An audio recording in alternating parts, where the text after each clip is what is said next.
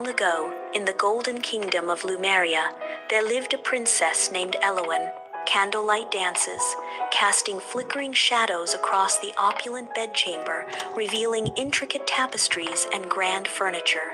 Though she had silk gowns, diamond crowns, and a palace carved from white marble, she had no friends. She is young and beautiful, sits alone by a tall, arched window, her silk gown shimmering softly. Her face, illuminated by the dim light, betrays an expression of profound and heartbreaking solitude. Outside, the moon casts ethereal silver patterns on the floor, mirroring the quiet beauty of her sorrow. She stands against the towering window, bathed in the moon's silvery glow. Her eyes, filled with a quiet melancholy, scan the spread out, sleeping kingdom of Lumeria below. The vast bedchamber's silence is broken only by her soft, weary sigh, heavy with solitude. She turns slowly, her gaze drifting back into the ornate chamber, leaving the moonlit world behind. In Elowen's bedchamber, a soft, dry whisper, like wind dragging across stone, emanates from the deep shadows. She freezes, her breath catching in her throat, her eyes wide with a mix of fear and curiosity. Her gaze darts desperately around the empty room, searching for the source of the chilling sound. A profound silence descends, amplifying the frantic beat of her heart against her ribs. The air crackles with unseen energy, raising goosebumps on Elowen's skin as she stands utterly still. Her eyes, wide and searching, betray a growing terror as the whisper seems to surround her from all sides. Candlelight dances wildly across Elowen's bedchamber, painting the walls with restless, flickering shadows. Elowen's gaze locks onto a particular shadow, her own, a stark and unnatural inky black against the wall. A chill grips her as the shadow, impossibly, begins to move, detaching itself from her every motion. The shadow's head, distinct and independent, slowly tilts, a silent, menacing gesture. Elowen's eyes widen, her breath catching as the impossible reality of the living shadow dawns on her. The room is plunged into an eerie silence, broken only by the frantic beat of Elowen's heart. Elowen sits on her bed, her eyes wide with a mixture of fear and surprise, reflecting the faint moonlight. A single tear traces a path down her cheek, a shimmering sign of her hidden sorrow. The air thickens with an unseen presence as a chilling voice whispers, "You are lonely." Elowen's gaze is fixed, her body rigid, as she slowly nods, acknowledging the profound truth. The moonlight catches the tear, amplifying her weakness in the shadowed bedchamber. With a barely audible whisper, Elowen confirms her deepest fear. Yes. Elowen sits cross-legged on her bed, a book open but unread in her lap, lost in thought. A long, dark shadow stretches across the wall, a familiar, shifting presence in the quiet room. The shadow ripples, its form subtly changing, hinting at an unseen communication. Elowen raises an eyebrow, a faint, knowing smile playing on her lips. The shadow's voice, a soft whisper, fills the chamber. Your tutor will cancel tomorrow. A mischievous glint appears in Elowen's eyes, a private amusement shared only with the shadow. Morning light spills into the palace kitchen, illuminating a bustling scene of culinary chaos. Chief cook, flour-dusted and straining, wrestles a tray of burnt bread from a massive, roaring oven. A thick plume of smoke billows out, momentarily swallowing the chief cook's flustered face. Elowen glides through the commotion, her gaze falling upon a young kitchen hand amidst the smoky haze. A silent, knowing glance passes between Elowen and the kitchen hand, a flicker of understanding in their eyes. Their shared look confirms a hidden truth, a prediction unfolding in the heart of the palace kitchen.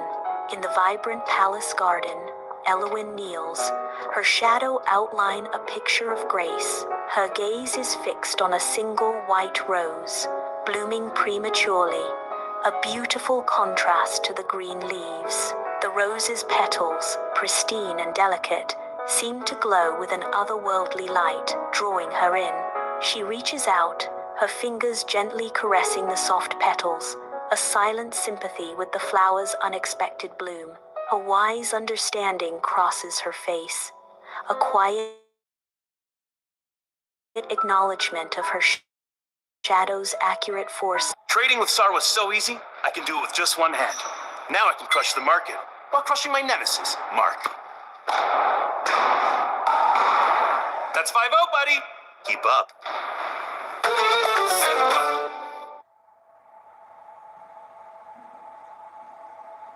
كم برنامج نزلته عشان بس تسألون أسئلتكم القانونية. السلام عليكم، أنا مريم من مكتب هاني الجسمي للمحاماة والاستشارات القانونية، واليوم نفتخر بتقديم تجربة قانونية حديثة تجمع بين الخبرة القانونية والتكنولوجيا الذكية في تطبيق واحد. هني تبدأ تجربتك القانونية بطريقة مختلفة، واجهة مصممة بأسلوب احترافي وعصري تمنحك وصول سريع حق كل اللي تحتاجه، من التحدث مع المحامي الذكي إلى متابعة تحديثات القضايا والتواصل مع المحامين وإدارة خدماتك القانونية بكل سهولة، كل ذلك ضمن تجربة آمنة ذكية ومصممة لتواكب المستقبل. المحامي الذكي المدعوم بالذكاء الاصطناعي غذيناه بكل المعلومات القانونية اللي ممكن تحتاجونها اليوم أو بعدين. تقدرون تتكلمون ويا المحامي الذكي عشان تفهمون استفساراتكم القانونية بشكل أسرع وسهولة أكثر. تحديثات القضايا، تابع آخر مستجدات قضيتك لحظة بلحظة بكل خصوصية ووضوح دون الحاجة للانتظار والمتابعة التقليدية. تعرف على محامينا، يمكنك استعراض فريقنا القانوني والتواصل مباشرة مع المحامي المناسب لحالتك بكل سهولة وسرعة، مجرد اتصال. تواصل معنا لحجز استشارة قانونية أو للحصول على المساعدة من فريقنا، يمكنك التواصل مباشرة من خلال التطبيق بخطوات بسيطة. ولأن الوقت أصبح أهم من أن يهدر، ولأن الوصول إلى الدعم القانوني لازم يكون سهل وسريع وأكثر احترافية، نقدم لكم مستقبل الخدمات القانونية مع تطبيق هاني الجسمي للمحاماة والاستشارات القانونية. حمل التطبيق اليوم واجعل تجربتك القانونية أقرب لك من أي وقت مضى. Foresight. Elowyn sits on the edge of her bed in the dim light. She gazes at her own shadow on the wall. A dark, shifting shadow outline, mirroring her inner turmoil. Her voice, a fragile whisper, breaks the silence. I wish someone would tell me the truth. As her words hang in the air, the shadow on the wall visibly darkens, stretching and contorting ominously. The menacing form seems to respond to her plea, a silent, dark entity in the quiet room. In Elowyn's bedchamber, a formless shadow hovers ominously, casting an unsettling pall over the room. A palpable chill permeates the air, causing the fine hairs on Elowyn's arms to stand on end. She shivers involuntarily as the shadow's chilling words echo in her mind. They lie to protect themselves. The shadow's voice continues, leaving Elowyn trembling. They smile to protect their secrets. In Elowyn's bedchamber, a sinister shadow on the wall trembles, its edges flickering like dark smoke. Elowyn's eyes widen with a primal alarm, reflecting the dancing, ominous silhouette. Her heart pounds a frantic rhythm against her ribs, a drumbeat of terror in the silent room. The shadow pulls from depths, chilling Elowyn to her core. A cold whisper snakes through the air. Soon the crown will bleed. Elowyn gasps, her breath catching as the shadow's words promise a horrifying, bloody future. Elowyn stands frozen, her body rigid, eyes wide with a terror that grips her soul. The shadow shivers, a ripple of dark energy distorting the air, a malevolent presence. Her voice trembles, a desperate plea for understanding. What does that mean? The shadow's chilling words echo. The one who bows lowest hides the sharpest blade. The ominous words hang heavy, a chilling echo in the silent chamber, sealing her fate. The grand hall hums with hushed whispers, courtiers' vibrant attire a stark counterpoint to the somber, regal stone. King Theodore, Elowin's father, sits upon his ornate throne, his gaze lost in a distant, heavy thought. Lord Cedric, known for his deep bows and honeyed words, glides forward, his deference an exaggerated performance. He approaches the throne with an air of practiced humility, a subtle tension in his movements. A knot tightens in her stomach, watching his every move, sensing the hidden agenda behind his polished facade. In her luxurious bedchamber, Elowin walks restlessly, her agitation casting a long, distorted shadow on the wall. Moonlight streams through a tall window, illuminating the eerie dance of her elongated shadow. Elowin abruptly stops, her voice a hushed plea to the looming silhouette. Is it Lord Cedric? The shadow's chilling reply echoes in the quiet chamber. 3 nights from now, watch the king's goblet. Hundreds of candles glitter like scattered stars, casting a warm, flickering glow across the opulent palace grand feast hall. A lively, intricate tune from unseen musicians fills the air, mingling with the pleasant murmur of laughing nobles and courtiers. Lavishly adorned figures, clink goblets, crimson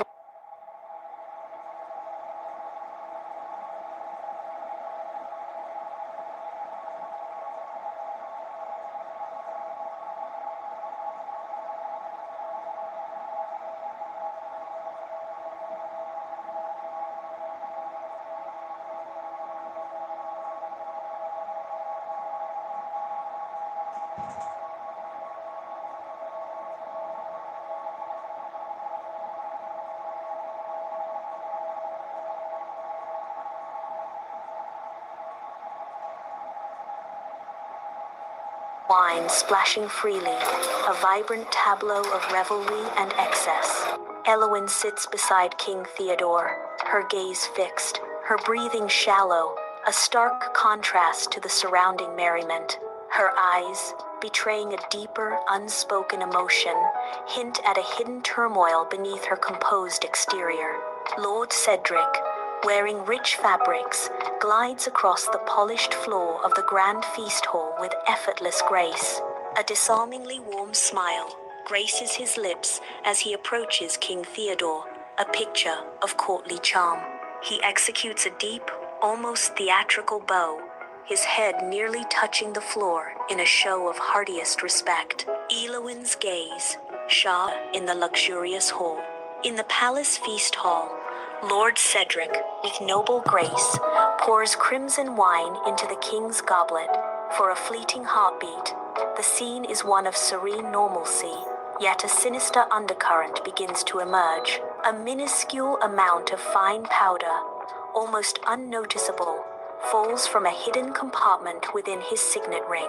It dissolves instantly into the wine, leaving no trace, as the true nature of the act is revealed. The ominous warning echoes in Elowin's mind. The crown will bleed. Her eyes widen with sudden terror, a desperate realization dawning on her face among the grand feast. With a piercing cry, Elowin lunges forward, her movement a blur of frantic urgency. Father, no! A swift, desperate motion, and the goblet clatters to the floor, its contents spilling like a dark feelings. A crimson splash erupts across the shiny white marble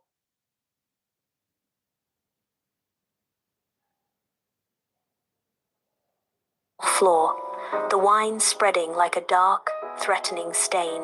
A gasp echoes through the grand hall.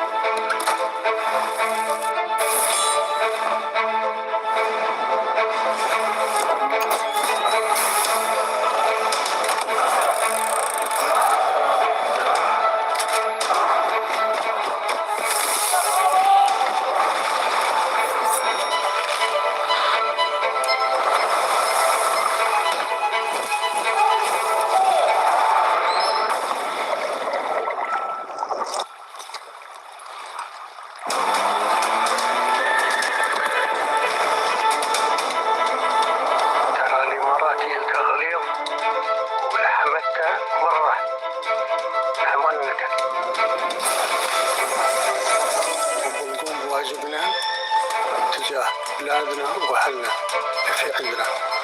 محلنا الثاني الله يحفظ الإمارات ويحافظ عليها ويحافظ اللي فيها بالعز والأمان، وأوعد الجميع ترانا بنظر أقوى.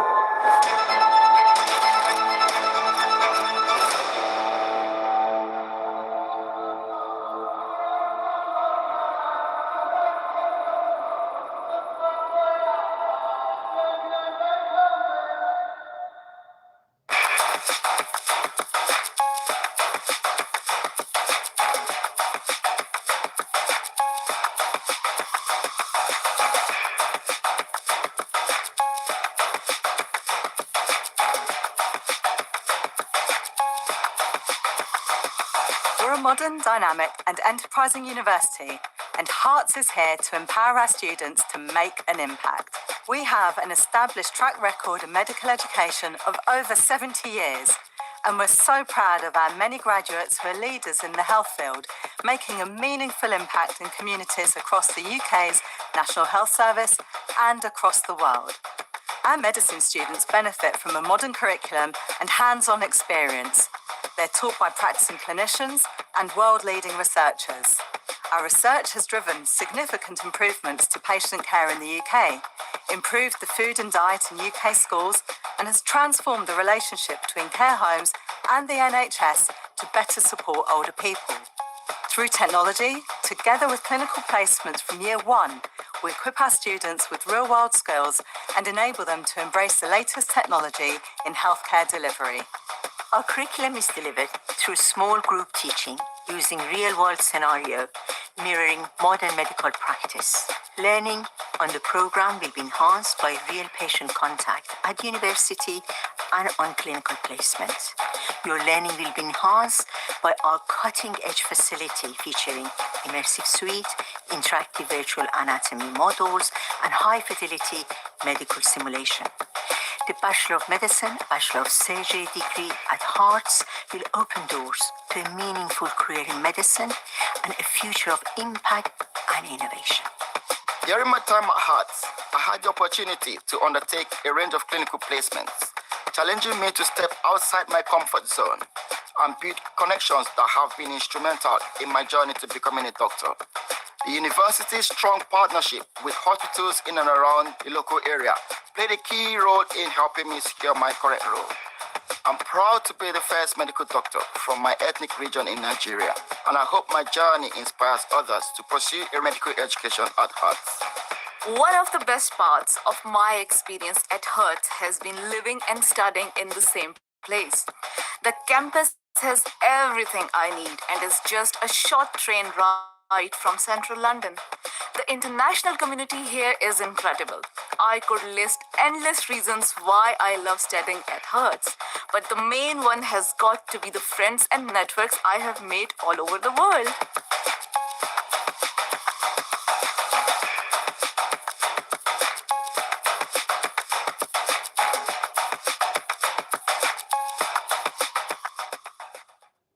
And hall, swiftly followed by a stunned, terrifying silence that grips every soul present. The joyous music abruptly ceases, instruments falling silent, leaving an unnerving void where melodies once danced.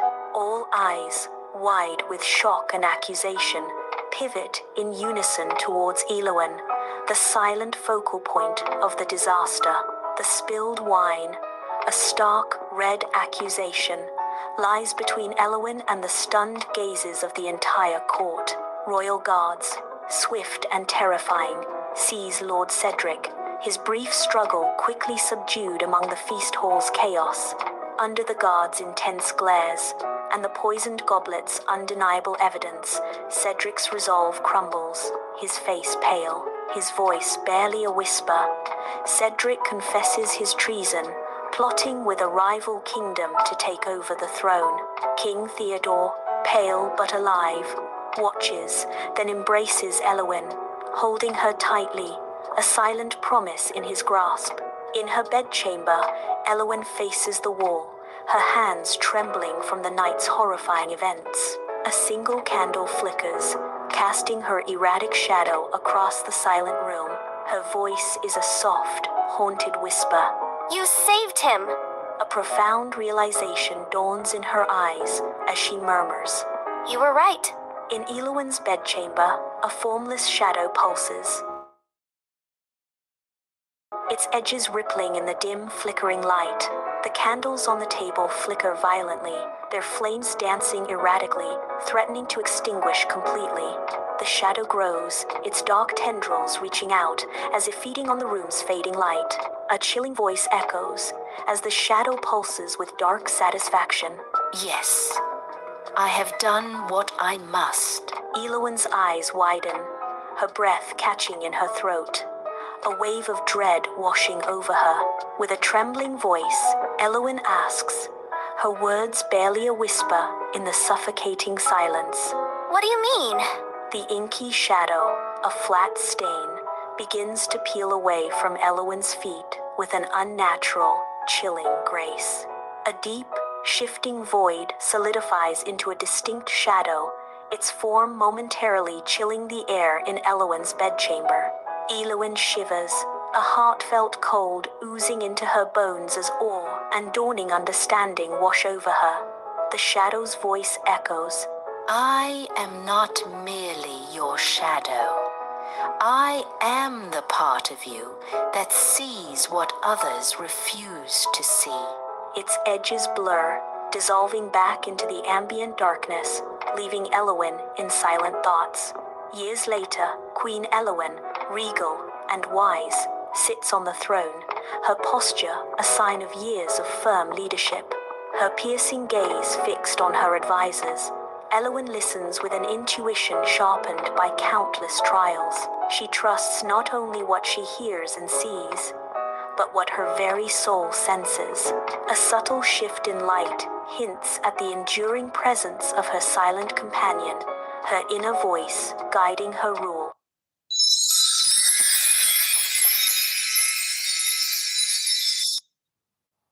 My dearest viewers, today I am telling you a story of a brave young girl.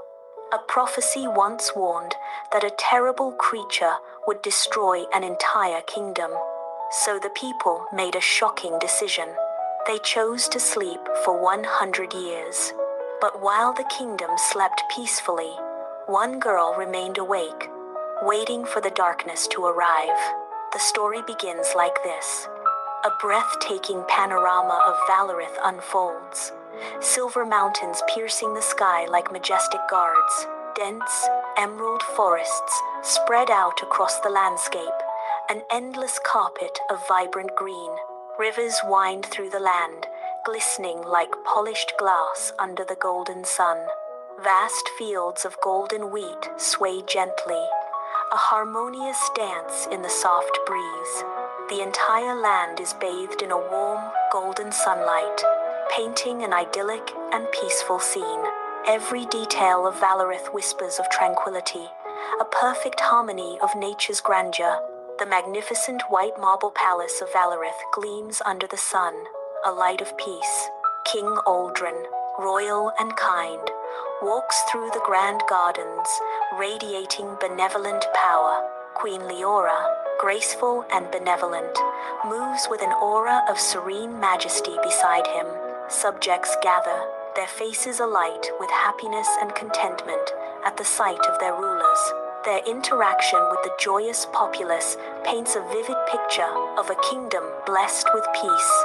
Snowflakes drift softly past the grand windows of the palace, a serene contrast to the vibrant festival of lanterns within. Laughter and music intertwine, a joyous noise echoing through the luxurious throne room. Suddenly, a profound hush descends, silencing the festive revelry with an unsettling swiftness. A cloaked figure, Seraphine, emerges, her presence chilling and stark against the warm glow of the lanterns. Her dark cloak, impossibly dry, betrays no hint of the wintry night, deepening the mystery of her arrival. All eyes fix on Seraphine, her unexpected entrance casting a long, cold shadow over the once joyful celebration. Seraphine stands poised, her presence commanding, As the guards close in, their faces grim. Her voice, a mystical force, silences the room, drawing every eye to her with an undeniable power. The king and his court are transfixed, their expressions a mixture of shock and awe. Seraphine declares, I bring a message for the king, a message from the future. As she lowers her hood, her eyes glow with an ethereal silver light, captivating the royal court. King Aldrin's regal composure shifts to intrigue, a subtle wariness flickering in his gaze. His voice, resonant with authority, breaks the silence. What news do you bring that makes the stars tremble tonight? Seraphine dramatically lifts a small crystal sphere, capturing the court's attention. Within the sphere, dark shadows twist and writhe like smoke, hinting at an ominous power. A ripple of stunned whispers goes through the court as Seraphine declares, In 100 years, a darkness will awaken, a eater of kingdoms. When it rises, Valarith will fall. She warns, her voice echoing with chilling prophecy. Queen Leora steps forward, her face etched with profound concern, the weight of Seraphine's words hanging heavy in the air. A profound silence descends upon the court, every gaze fixed on the queen, awaiting her next words. Queen Leora's voice, barely a whisper, breaks the stillness. Can this fate be stopped? Seraphine responds with a chilling prophecy. Only if the kingdom is not here when it wakes. Weeks later, the vast palace library hums with a desperate, hushed energy, a contrast to its usual quiet. King Aldrin and Queen Leora, their faces etched with exhaustion, pore over ancient texts. Scholars and magicians are hunched over tables, their brows furrowed in intense concentration. Glowing magical scrolls illuminate their weary faces, casting an eerie light on their desperate search. Warriors stand guard, their expressions grim, reflecting the palpable sense of urgency and fading hope. The air is thick with the scent of old parchment and unspoken fear as they race against an unseen clock. In the palace library, Master Elric, with a long white beard, pores over a heavy, leather-bound tome, dust motes dancing in the light. His gnarled fingers trace ancient runes, finding a forbidden scroll tucked deep within the book's pages. His usually calm eyes widen slightly as he reads the delicate parchment, a ripple of unease crossing his ancient face. The spell of silver sleep.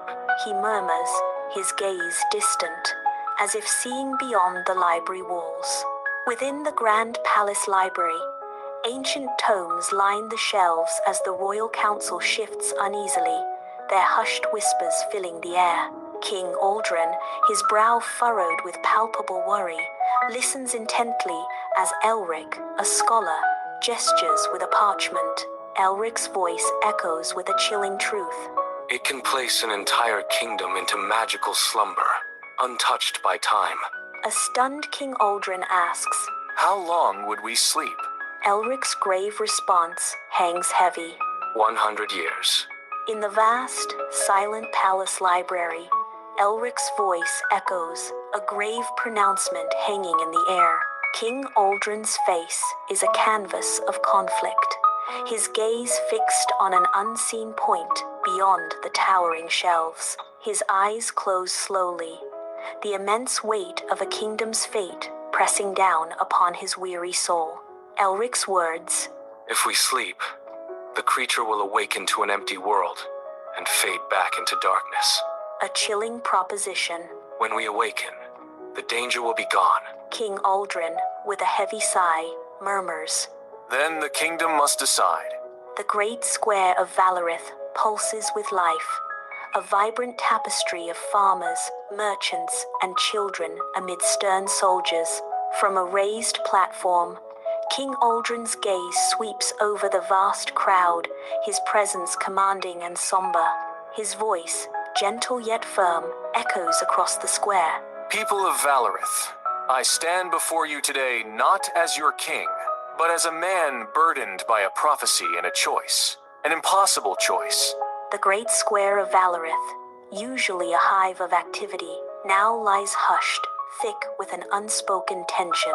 An old baker, his hands gnarled and dusted with flour, slowly raises a trembling hand into the heavy silence. His voice, surprisingly strong and clear for his age, cuts through the stillness, commanding attention. He declares with unwavering conviction, "If it protects our children's children, I choose sleep." A ripple of agreement, a collective understanding, washes over the assembled crowd. A sigh of resignation, heavy with shared sacrifice, spreads through the square, sealing their fate. In the great square of Valorith, a young mother steps forward, her daughter clutched tightly to her chest, her gaze unwavering. Her voice rings out, clear and resonant, declaring, I want my daughter to grow up in peace. I choose sleep. From unseen depths, a powerful chorus echoes her choice. I choose sleep. The chorus swells, a unified chant of defiance and hope. I choose sleep. I choose sleep. Sunlight streams into Mira's cozy cottage, illuminating stacks of books and maps, a sign of her tireless work.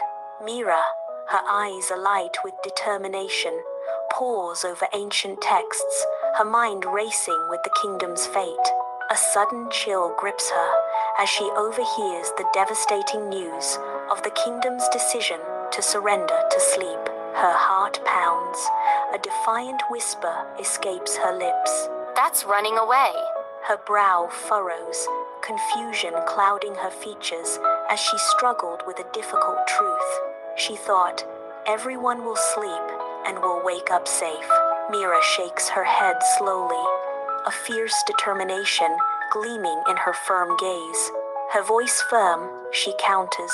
What if the prophecy can be stopped instead? A challenge in her eyes.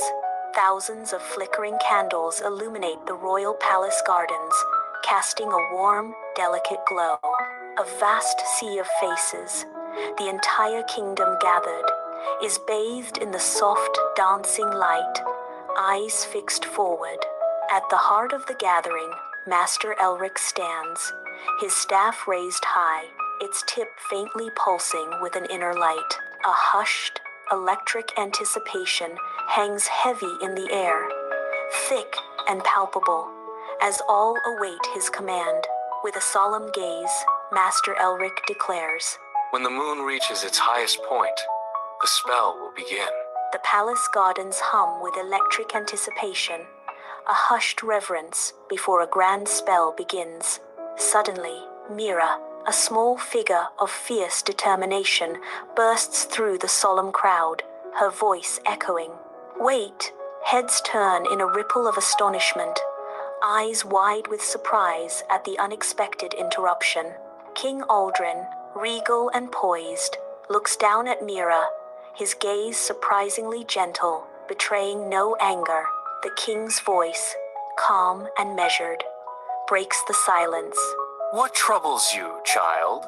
All eyes are fixed on Mira, the gardens holding their breath, awaiting her next words. Mira stands in the palace gardens, taking a deep breath, her gaze firm as Master Elric stands serenely beside her. Her voice filled with concern, Mira asks, If everyone sleeps, who will watch the kingdom? Master Elric's calm response echoes. No one must. The magic will protect the land. Mira's brow furrows with a desperate question. But what if the prophecy is wrong? Or what if there's a way to stop it forever? A heavy silence descends upon the palace gardens as King Aldrin searches Mira's face for doubt, finding only firm determination. Queen Leora steps forward, her face etched with profound worry, as King Aldrin asks, You would stay awake? Alone? Mira's voice rings with conviction. Yes. Leora adds, That would mean living your whole life while we sleep. Mira, resoluti, declaris. If someone faces the darkness now, maybe no one will ever need to fear it again. King Aldrin's gaze hardens with acceptance, Then Valorith will have one guardian.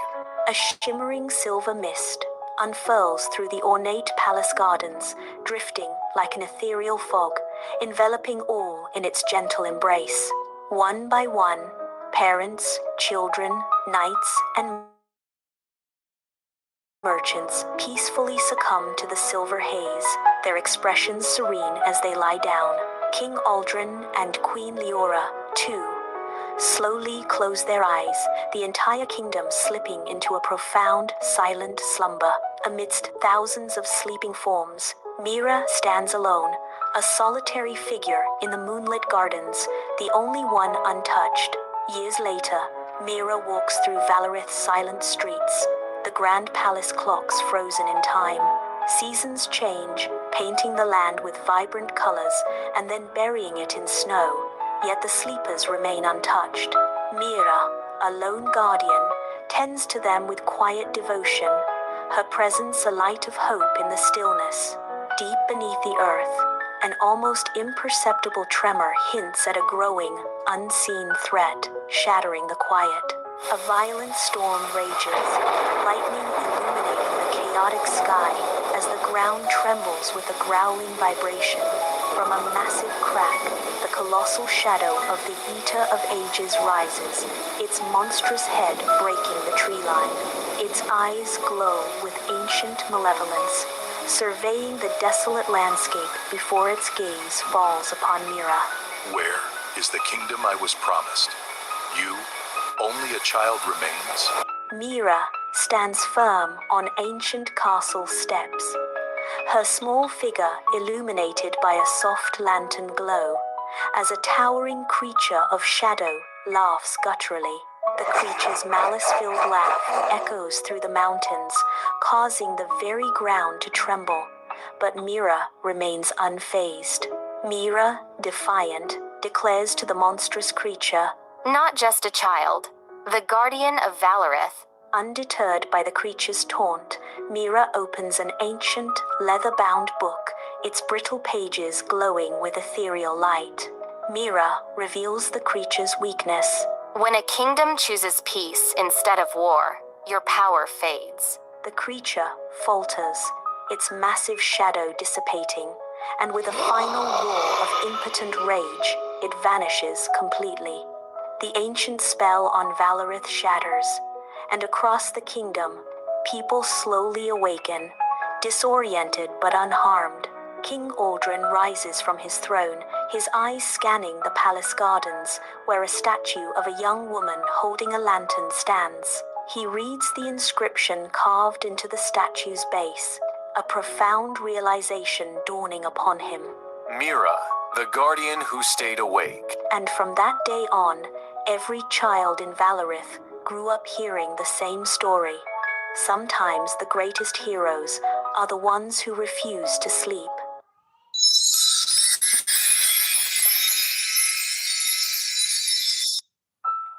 My dearest viewers, today let me tell you a very interesting tale. High in the silent mountains, where ancient stones hide secrets older than any village, people whisper about the hidden people, tiny magical beings who live among humans but remain invisible to most. For centuries, no one had truly seen them, until one curious girl wandered into the mist and discovered a secret world that could vanish forever if she didn't protect it. But what happens when the only human who can see the hidden people must save them from her own kind? Story unfolds like this. Dawn breaks over the misty mountains, painting the sky with ethereal hues as ancient trees stand as shadows against the pale light. A thick blanket of mist clings to the peaks and valleys, swirling with an otherworldly grace. The air is still, yet a faint, almost unnoticeable melody drifts on the wind, a tiny, distant music. This delicate sound weaves through the silence, hinting at hidden wonders and unseen presences within the fog. The landscape itself seems to breathe, alive with a mysterious, ancient energy that tingles in the misty air. An overwhelming sense of enchantment spread through the scene, a silent promise of secrets waiting to be unveiled. In a cozy village house, the hearth fire casts flickering shadows, making the room dance with life. Ellen, a young girl with bright, curious eyes, sits by the fire, her attention captivated. She leans in, listening intently to her grandmother, whose face tells stories of wisdom and time. The grandmother's face, a map of wrinkles, is illuminated by the dancing flames, each line sign of her past. Ellen's eyes reflect the fire's glow, lost in the tales her grandmother weaves in the warm, secure night. Long shadows stretch across the village square, where villagers move with a practiced, hushed rhythm under the sun. Low, murmuring whispers ripple through the air, carrying tales of the elusive, hidden people. A weathered farmer, his face etched with patience, casts a glance toward his cottage door. His gaze settles on a small, empty milk bowl, a silent offering, a sign of unseen presences.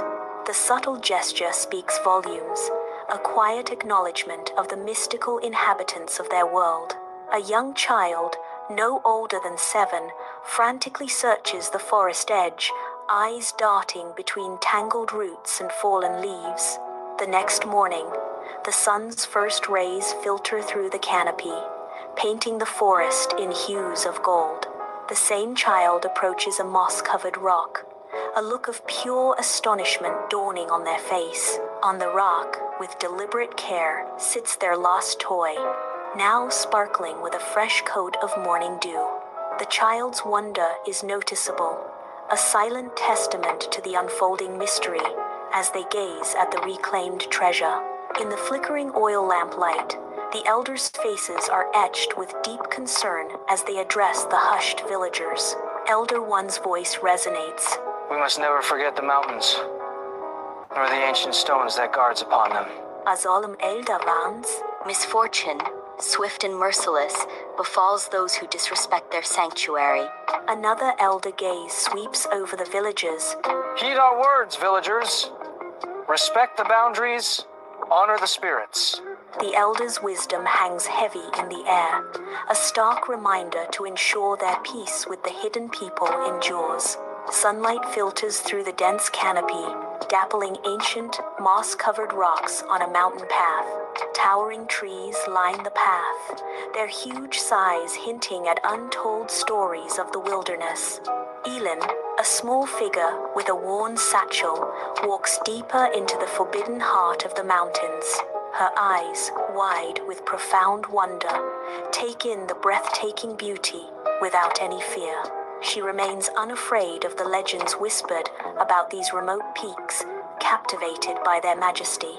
Next day, Elin sits across from her grandmother, her brow furrowed in thought, a silent question hanging in the air. Her grandmother offers a gentle smile, her eyes twinkling with an unspoken knowing, a hint of magic in their depths.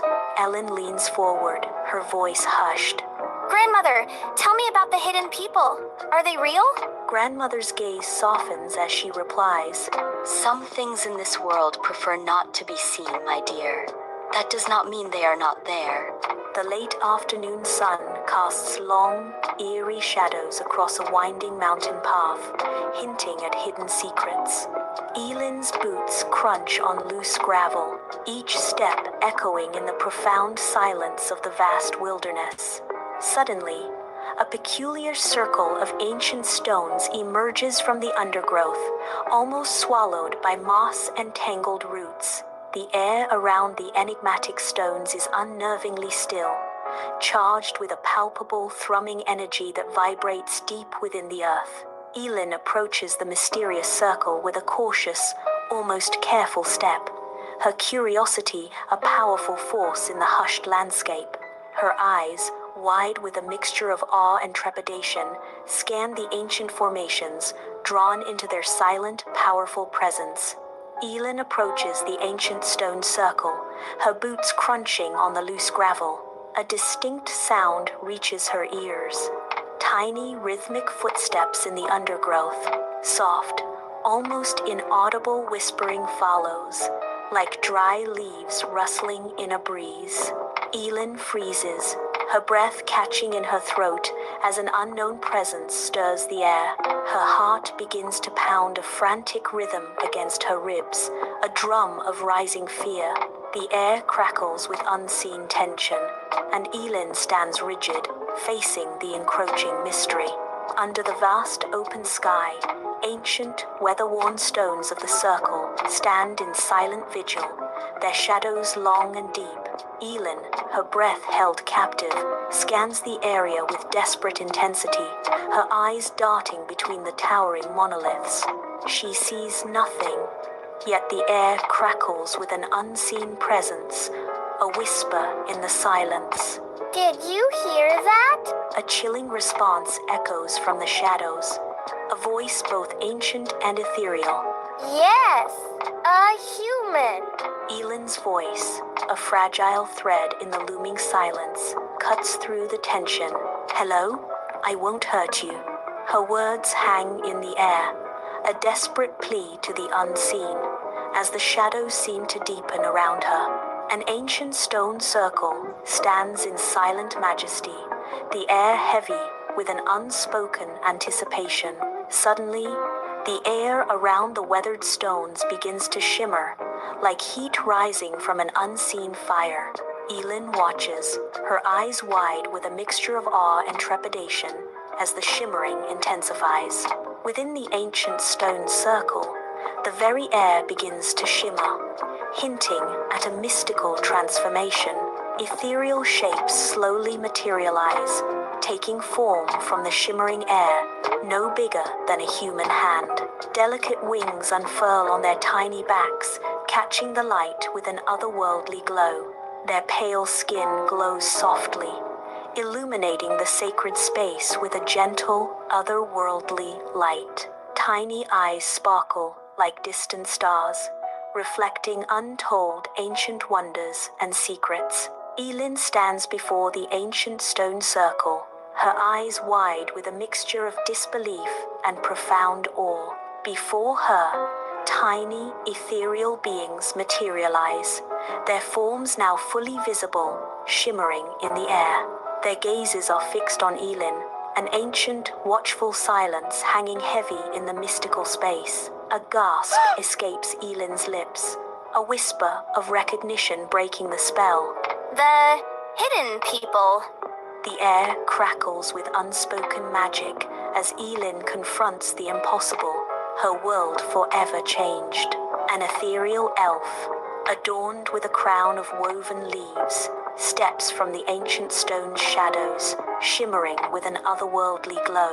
Elin watches, her gaze fixed on the elf, a mix of awe and trepidation etched on her face. The elf's voice, like rustling leaves, breaks the silence. You can see us. Humans usually cannot. Elin, captivated, replies, I didn't mean to disturb you. I've always believed you were real. A profound connection forms between the human and the Fae, bridging ancient worlds. The elf studies Elin's face, his ancient eyes searching for understanding as wind whispers through the stone circle. His voice, an ancient echo, reveals a deep sorrow. Few humans still believe in magic. A profound sadness touches his features as he laments. Most have forgotten us. He speaks of a forgotten legacy. We were once the protectors of the forests, the healers of animals. Within the ancient stone circle, the elf speaks of human destruction, his voice echoing with a timeless sorrow. His gaze sweeps the circle as he recounts how his kin became whispers and shadows to survive the relentless axes. His eyes, deep with ancestral wisdom, reveal the hidden truth of his people's existence. Only those with kind hearts and true curiosity can perceive the hidden people, a pure spirit's gift. The morning sun bathes the rugged landscape as villagers gather, their faces etched with deep concern. A well-dressed, gruff man from the city stands before them, He gestures emphatically toward the towering mountains, his voice booming with authority. His words hang heavy in the air, outlining a plan to blast the majestic mountains for a stone quarry. Attention settles over the villagers as they listen, their expressions a mixture of fear and disbelief. The man's disregard for the sacred land is a display, leaving a chilling silence in its wake. Under the cold moonlight, ethereal hidden people gather at an ancient stone circle, their forms flickering with distress. The elf leader, taller and brighter, gestures with a luminous hand, a heavy sadness in their eyes. The elf leader's voice echoes with despair. We cannot stop the humans. They no longer listen to us. Her heart sinks with dread. Yet she stands firm. There must be a way. At the ancient stone circle, a tiny elf, no bigger than Elin's hand, gazes up with wide, hopeful eyes. The elf's small voice echoes in the mystical air. Will you help us? Elin's jaw tightens, her eyes fixed on the small, vulnerable creature before her. A newfound resolve hardens her expression, a silent promise forming in her gaze. The weight of the elf's plea hangs heavy, demanding an answer. Her eyes, once uncertain, now gleam with a fierce, protective determination. Dust motes dance in sunbeams, illuminating the grimy windows of the village hall, a stark setting for Elin's plea. Elin, her voice urgent, passionately addresses the gathered villagers and elders, her hands gesturing with conviction. Her eyes sweep across the faces, meeting skeptical glances and open scoffs from the indifferent crowd. Some villagers exchange knowing looks, while others appear utterly bored by Elin's desperate words. In the front row, Elin's grandmother watches, her aged face thoughtful, her gaze fixed on Elin. Elin's voice rings out. The mountains are alive. If we destroy them, something precious will be lost. In the hushed village hall, Elin's grandmother rises, her aged posture radiating an indomitable strength. Her gaze, sharp and firm, sweeps across the faces of the villagers, holding them captive. Long before us, these mountains were sacred, she declares, her words echoing with ancient wisdom. If we destroy them for money, we may lose more than we gain. She warns, her voice a solemn prophecy. In the village meeting hall, a sea of worried faces slowly exchanges glances, their unease a palpable presence. A collective memory ripples through the room. Empty milk bowls and lost toys mysteriously returned. The soft, ethereal music carried on the wind resurfaces in their minds, a haunting melody of the inexplicable. A profound shift settles over them, a chilling blend of unease and dawning, terrifying realization. In the village meeting hall, villagers stand united, their faces etched with firm determination against the wealthy businessman. The businessman's face twisted in a mask of fury, his eyes blazing with defeated anger. He turns abruptly, his departure a dramatic exit, the echo of his footsteps filling the suddenly silent hall. A sense of triumph and relief washes over the villagers, their victory a sweet symphony. The mountains, once threatened, now stand majestic and safe, a sign of their firm spirit. Under the spectral glow of moonlight, Elin returns to the ancient stone circle, her shadows stretched into long, dancing shadows. The air around her shimmers, and softly glowing, ethereal forms of the hidden people materialize. Tiny, luminous lights begin to dance and weave through the air, enveloping the circle in a magical aura. The elf leader steps forward, a reverent voice echoing. You saved our home. In the ancient stone circle, the elf leader tenderly places a tiny, iridescent crystal into Elin's open palm. The crystal shimmers with an ethereal inner light, a hope of magic in the fading world. The elf leader's voice resonates softly. As long as you keep this, you will always remember that magic exists in the world. Around them, the hidden people shimmer and fade, their forms dissolving like heat haze into the very air.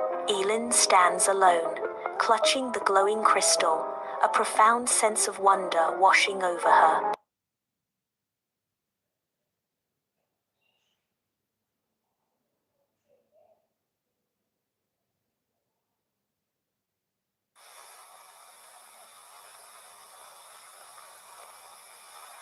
Get what you need fast with the Amazon app. Download now.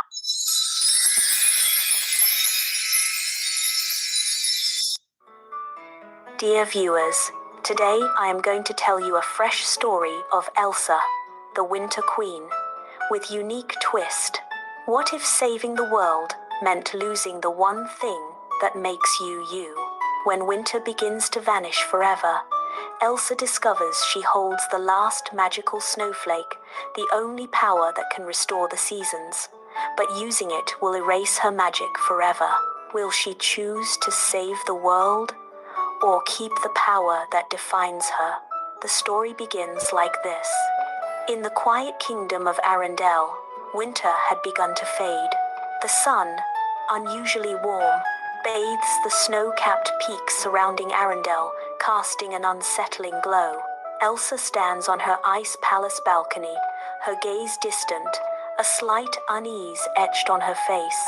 Her breath does not mist in the air, a strange difference in the usually frigid climate.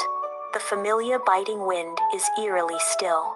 Its silence is a contrast to the usual blows. Only Elsa seems to get this intense, deeply unsettling change in the air. Under the bright sun, Arendelle village buzzes with vibrant life and joyous celebration. Villagers' faces glow with delight, their laughter echoing through the air as children splash in melted puddles. Prematurely blooming flowers burst forth in vibrant splashes of color, adorning every corner. The festive mood is undeniable, a symphony of happiness filling the air. Yet, beneath this joyous facade, an unseen disquiet stirs within Elsa, a hidden unease. Within her magnificent ice palace, Elsa walks restlessly, a shadow of unease crossing her royal features. She attempts to conjure a snowflake, but only a faint, fleeting frost appears, vanishing before it can reach the ground. Panic begins to etch lines of worry on her face as the true extent of her weakening powers dawns upon her. The once vibrant ice around her seems to dim, mirroring the growing despair in her eyes. The majestic mountains, once blanketed in snow, now stand stark and bare under an unnaturally warm sun.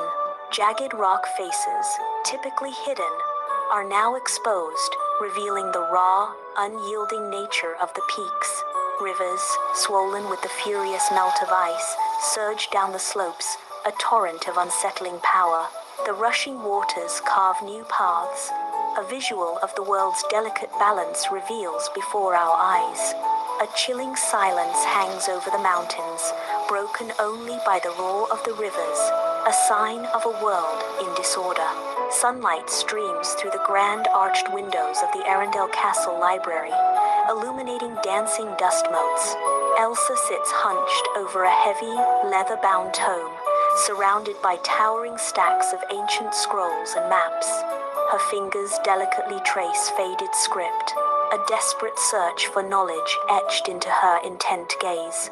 The intense silence of the vast library amplifies the unspoken fears etched deeply on Elsa's face. She seeks answers about the fading seasons, her brow furrowed with the weight of a growing dread. A silent battle rages within her as she confronts the diminishing power of her own magic. Elsa, a lone figure, walks deep into a dark forest beyond Arendelle, where shadows dance with eerie luminescence. The surrounding trees glow with an unnatural, vibrant green, defying the darkness of the night. A soft, shimmering light appears in the distance, pulsing like a faint, signaling heartbeat. The mysterious glow draws Elsa deeper into the ancient, silent woods, her curiosity aroused. Each pulse of light illuminates her path, revealing the forest's secrets, yet deepening the mystery. In the forest clearing, the shimmering light, once formless, now hovers directly before Elsa, pulsating with an otherworldly glow. The ethereal light begins to unite, taking on a more defined, translucent form, almost a spectral figure before her, a soft, disembodied whisper, ancient and resonant, emanates from the glowing entity, filling the quiet clearing. The whisper breathes her name, its sound a profound mystery echoing through the night. Elsa. Elsa steps with bated breath towards a pulsing, otherworldly light, her every movement etched with cautious wonder. Her breath, a visible cloud in the cold air, escapes her lips as she whispers. What's happening to the seasons? A somber voice echoes, revealing the world's impending doom. The world is forgetting balance, and winter is the first to fade.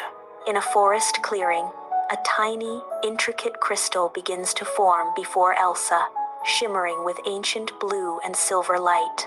It is a single, perfect snowflake, unlike any she has ever created, radiating an ethereal glow. The snowflake pulses with a magic that hints at forgotten power and untold secrets. Elsa gazes at the shimmering creation, a mix of wonder and awe on her face as it floats gracefully. A voice whispers as its light intensifies, marking a pivotal moment. This is the last snowflake. In the forest clearing, Elsa reaches out with trembling fingers, her gaze fixed on the ethereal last snowflake. Her fingertips brush the ancient artifact, a spark of contact, igniting a blinding flash of pure white light. The brilliant light consumes Elsa entirely, her body frozen in a moment of intense transformation. She gasps, a silent scream escaping her lips as an overwhelming vision of past and future floods her mind. Elsa's rigid form is engulfed by the light, her mind racing through the vivid tapestry of time itself. A dizzying flurry of images flashes before Elsa's eyes, a disorienting cascade of visions. The world bursts into perfect seasonal harmony, vibrant and balanced. Then a fine warmth begins to seep in.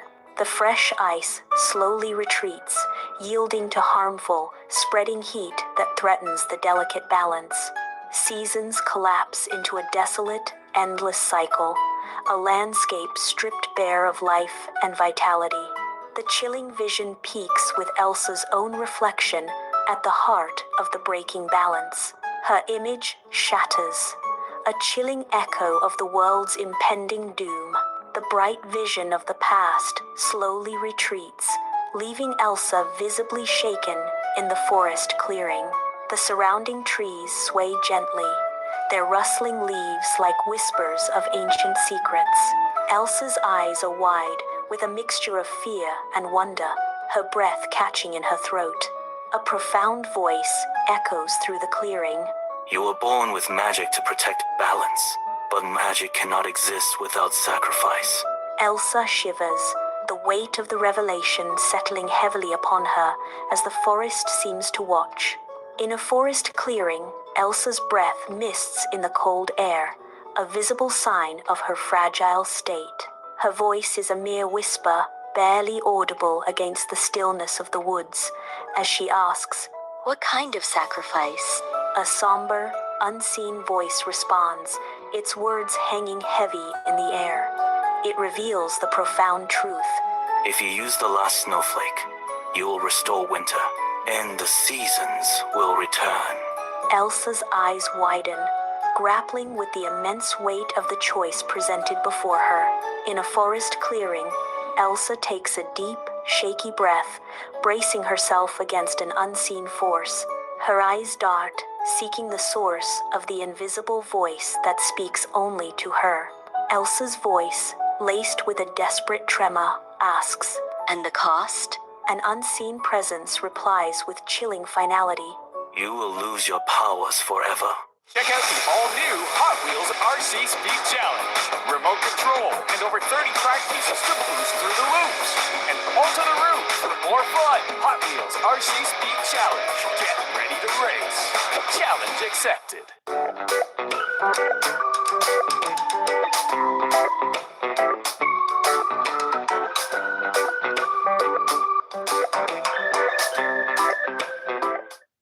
Forever. A profound sorrow washes over Elsa's face, the weight of the sacrifice crushing her spirit. In a forest clearing, the crisp air hangs heavy, as if holding its breath around Elsa.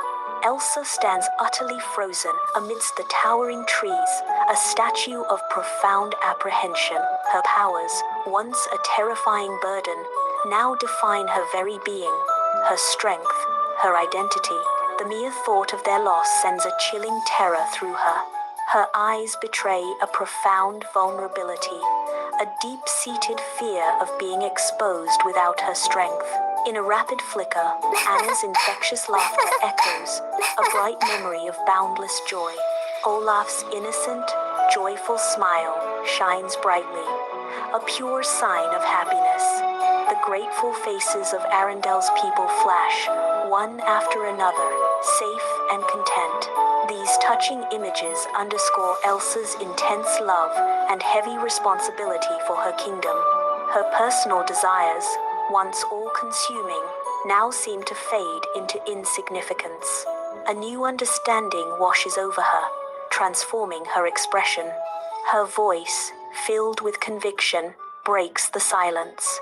This was never about me. The truth of her words hangs in the air, a sign of her newfound resolve. Elsa stands resolute on the highest mountain peak, dawn's first light painting the sky in hues of rose and gold. The air, thin and crisp, carries the ghost of winter's embrace, hinting at the power she wields. In her outstretched palm, the last snowflake hovers, a sign of intense, otherworldly light. Its ethereal glow pulsates with an inner life, ready to unleash its destined purpose. Elsa's gaze is fixed on the shimmering snowflake, her expression a mix of awe and solemn determination. The vast, silent mountainscape stretches behind her, a grand stage for the magic about to unfold.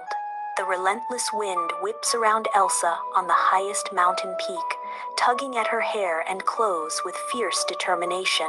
Her hands tremble almost imperceptibly, betraying a flicker of nerves that she tries to conceal. Despite the internal struggle, Elsa's gaze remains steady, fixed on something unseen in the vast areas before her. A voice cuts through the howling wind, asking, "Are you ready?" Elsa responds with firm determination, a single word echoing in the desolate air. Yes. Elsa, her breath misting in the frigid air, carefully lifts the last snowflake toward the immense, darkening sky. For a single breathless moment, the world holds still, silent and expectant, as if anticipating a miracle. Then, a deafening crack rips through the silence, shattering the tranquil air with its raw power. A blinding light erupts from the snowflake, exploding outwards to engulf the entire heavens in a brilliant, overwhelming flash. The sky above the highest mountain peak darkens ominously, a swirling vortex of tumultuous clouds. Winds roar back to life, a fierce, icy tempest whipping around Elsa, threatening to consume her. The air crackles with an unseen energy, the cold intensifying with each gust. Slowly at first, then faster and thicker, delicate flakes of snow begin their descent from the darkened sky. The mountain peak transforms into a maelstrom of wind and snow, a dramatic, chilling spectacle. Elsa stands resolute amidst the blizzard, a figure of strength against the raw power of nature. She collapses to her knees on the highest mountain peak, her once vibrant magic now a hollow void within her. She extends a hand, trying to summon a snowflake, but it remains painfully empty. Her power vanished. Tears streamed down her face, not of regret, but of wise release, a silent sign of her sacrifice. The weight of her decision settles upon her, a heavy yet freeing burden on the desolate peak. Elsa returns to Arendelle, greeted by a breathtaking panorama of snow-covered rooftops shimmering under a blue sky. A thick, fresh blanket of snow adorns every surface, sparkling with a delicate glow. Children in vibrant winter attire joyfully sculpt snowmen, their laughter echoing through the crisp, cold air. Their innocent merriment fills the air, a symphony of pure delight that echoes through the revitalized kingdom. The kingdom pulsates with renewed life, a perfect harmony of balance and completeness. Anna rushes across the sunlit courtyard, her arms open wide, a sign of joy. She embraces Elsa in a tight, heartfelt hug, an explosion of warmth. Elsa, initially surprised, returns the embrace, a soft smile gracing her lips. You did it! Winter is back! Anna pulls back slightly, her eyes sparkling, then notices a subtle change in Elsa's eyes. Elsa replied, They're gone. Anna's voice rings with strong belief. You don't need magic to be amazing, Elsa. On Arendelle's castle balcony, Elsa watches snow fall softly, a lone figure against the night. A single snowflake lands on her outstretched hand, shimmering with a soft, warm glow, not of cold, but of memory. A profound understanding dawns on her face as she smiles, recognizing her true power. She has become the guardian who saved the seasons, a sign of hope. Her name is now whispered, not in fear, but in gratitude by the world she saved.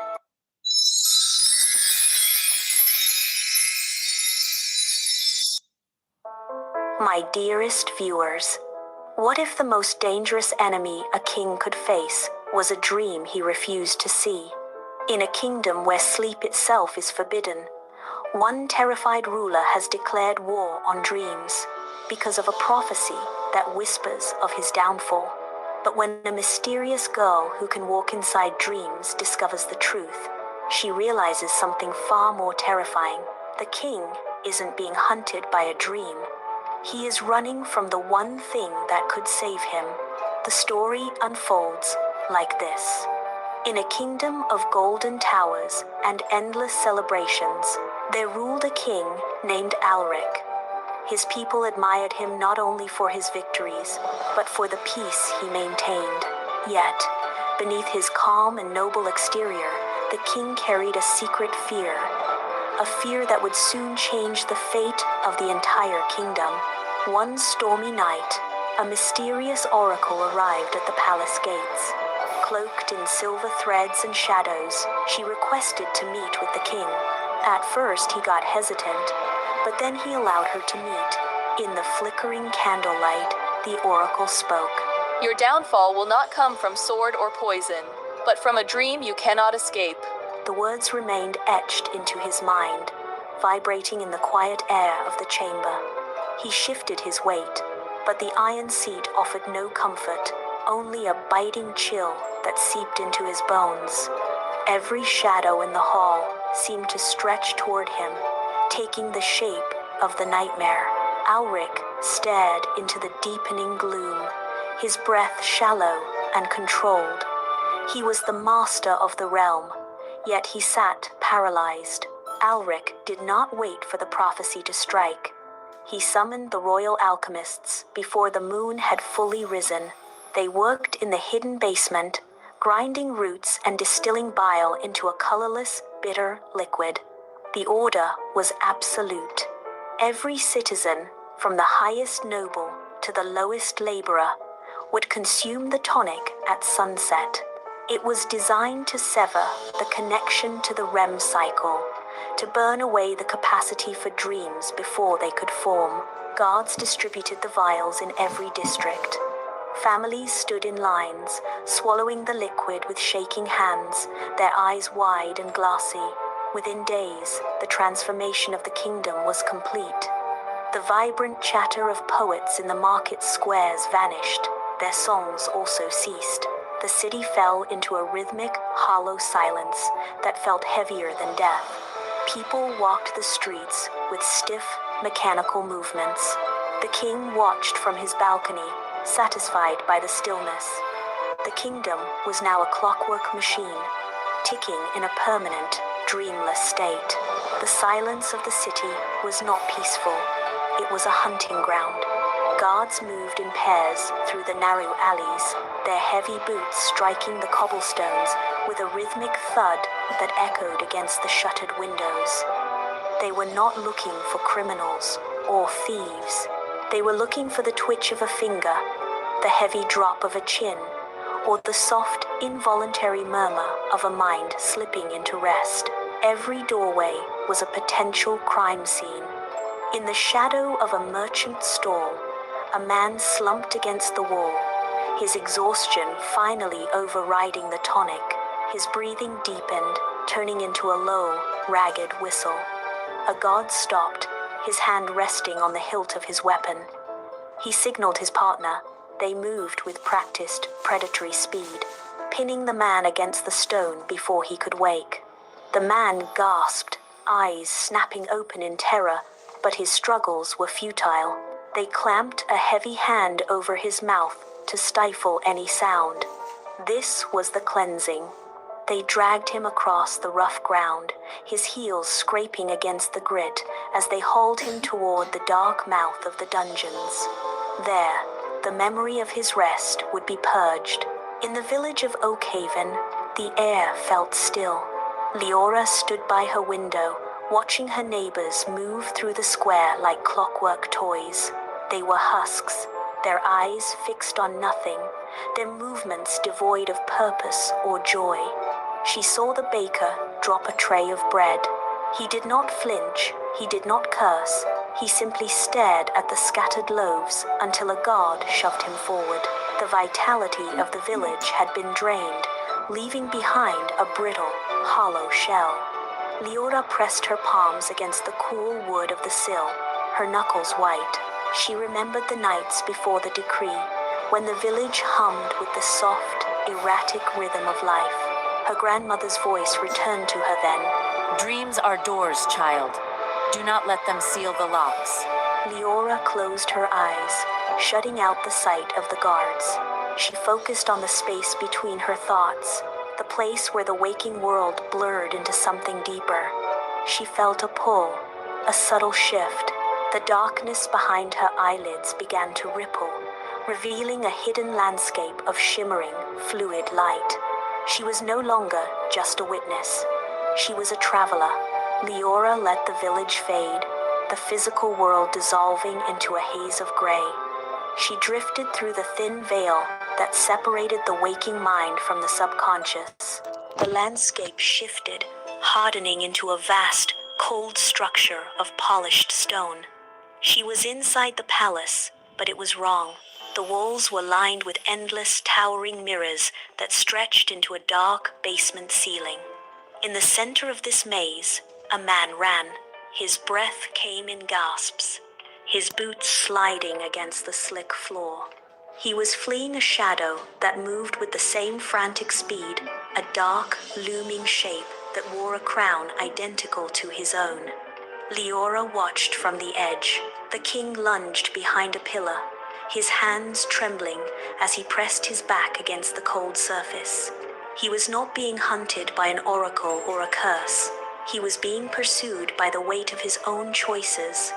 The shadow stopped, its form shifting, reflecting the faces of the people he had broken. Leora saw the realization dawn on the king's face, a look of intense, unbearable clarity. Leora reached out, her intent anchoring to the scene. Leora pulled her consciousness back to the waking world, the cold reality of her room hitting her like a physical blow. She packed only the essentials, a canteen, a small knife, and a heavy cloak to shield her from the biting wind. She stepped out of her home and into the gray, silent streets of Oakhaven. The journey to the capital was a 3-day trek. She moved through the skeletal remains of forests and crossed rivers that ran sluggish and dark. Every mile was a test of endurance. She avoided the main roads, where the king's patrols moved with mechanical accuracy, their eyes scanning the horizon. She slept in the hollows of dead trees or beneath rocky overhangs, her rest broken by the constant fear of discovery. Her feet blistered and her throat burned with thirst, but the image of the king trapped in his own mind kept her moving. By the 3rd day, the golden spires of the palace finally pierced the horizon, rising above the gloom like a spiked crown. Leora pressed her body against the rough stone of the outer wall, her breath shallow and controlled. The palace was a fortress of silence, guarded by guards who moved with the rhythmic, predictable pace of clockwork. She watched from the darkness of a collapsed archway. Every 4 minutes, a pair of guards turned the corner, their lanterns casting long, sweeping arcs of light. She counted the seconds. 1, 2, 3. As the light swung away, she moved. She darted across the open ground. She reached the base of the wall, where the wall was weathered and cracked. She climbed, finding narrow gaps. Above, a guard paused, his head turning toward the sound of a shifting pebble.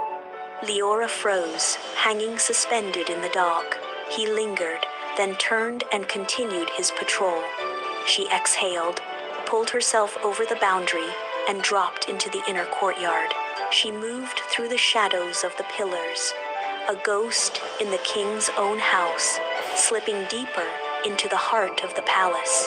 Leora navigated the quiet corridors of the palace, her movements fluid and silent.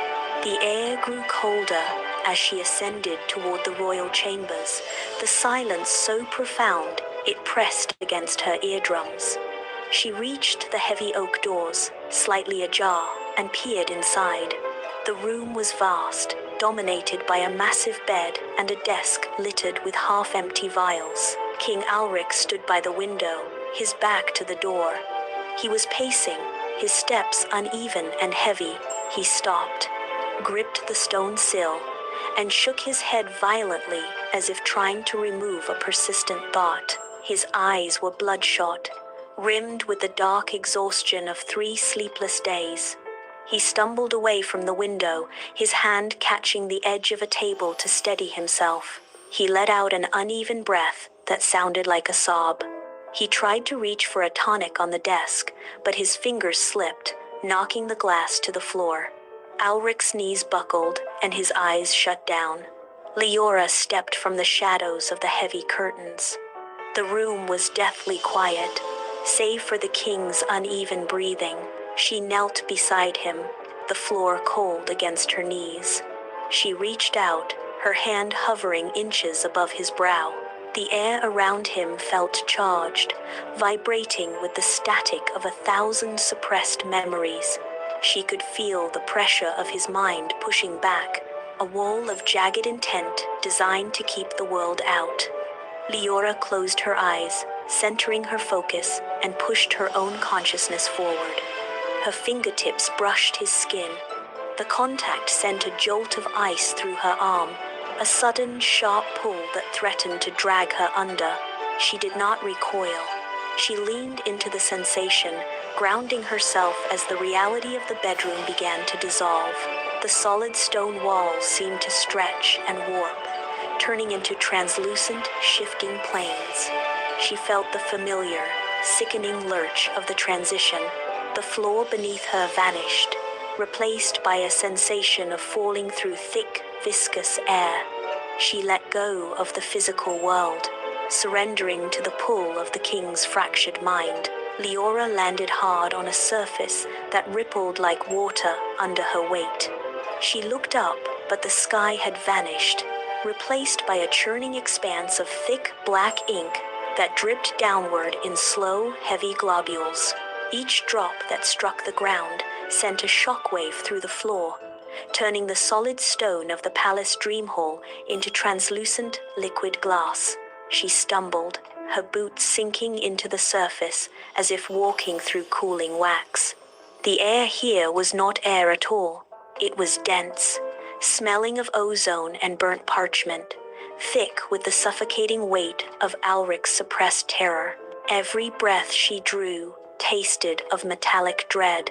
She reached out to steady herself, but the walls were melting, the grand pillars of the throne room twisting into jagged, obsidian shards that pulsed with a rhythmic, sickly light. The silence of the room was gone, replaced by a low, grinding roar that vibrated in her marrow.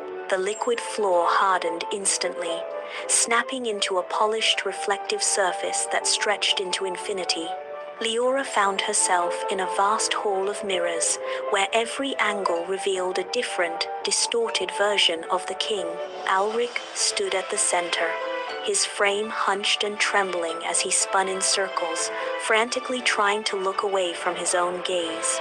He clawed at the air, his fingers raking against the glass walls, but every movement only multiplied his image. He was trapped in a cage of his own making, surrounded by the ghosts of his decisions. Suddenly, the mirrors behind him shattered inward, not from impact, but from the sheer weight of a presence emerging from the dark. A towering black figure rose from the shards, its form taunt and dense, mirroring Alric's height, but possessing a terrifying, hollow stillness. The shadow did not speak. It moved with a fluid, predatory grace, closing the distance in a single stride. Alric fell to his knees, his breath hitching in his throat as he looked up. The shadow stopped, its black limbs casting a long, suffocating darkness over the glass. The blade descended, a streak of darkness cutting through the air. Leora did not hesitate. She lunged forward, her boots skidding across the slick glass floor as she threw her weight into a desperate sprint. The wind in the dreamscape intensified, a storm of howling voices that tore at her hair and pushed against her chest with physical force. She slammed her shoulder into the king, knocking him aside just as the black edge struck the spot where he had been kneeling. The impact shattered the floor, sending shards of light flying like bomb pieces. Leora scrambled to her feet, placing herself directly between the towering shadow and the fallen ruler. She planted her feet, her hands outstretched, refusing to yield to the suffocating pressure of the entity. The shadow loomed, its form vibrating with a low, husky hum. Stop! He is not your executioner. Look at him. He is not the one who kills you. He is your regret. The shadow did not strike. Instead, the shiny surface of its chest began to ripple like water disturbed by a stone. The spiked edges softened, and the deep, ink-black void began to glow with a sickly, pale light. One by one, faces emerged from the shifting mass. They were not strangers. They were the poets silenced in the squares, the poets whose songs had been cut short and the families torn apart. Alric scrambled backward, his hands pressing against the cold glass floor as he tried to turn away his eyes. The dream would not allow it. The floor tilted, forcing him to slide toward the entity until he was little inches from the shifting images. He saw a young woman and an old man. The faces were filled with the exhaustion and fear of 20 years. Alric reached out, his fingers trembling as they brushed the surface. He felt the ghostly chill of their suffering. The king's breath hitched, turning into a broken sob. He was no longer looking at a monster.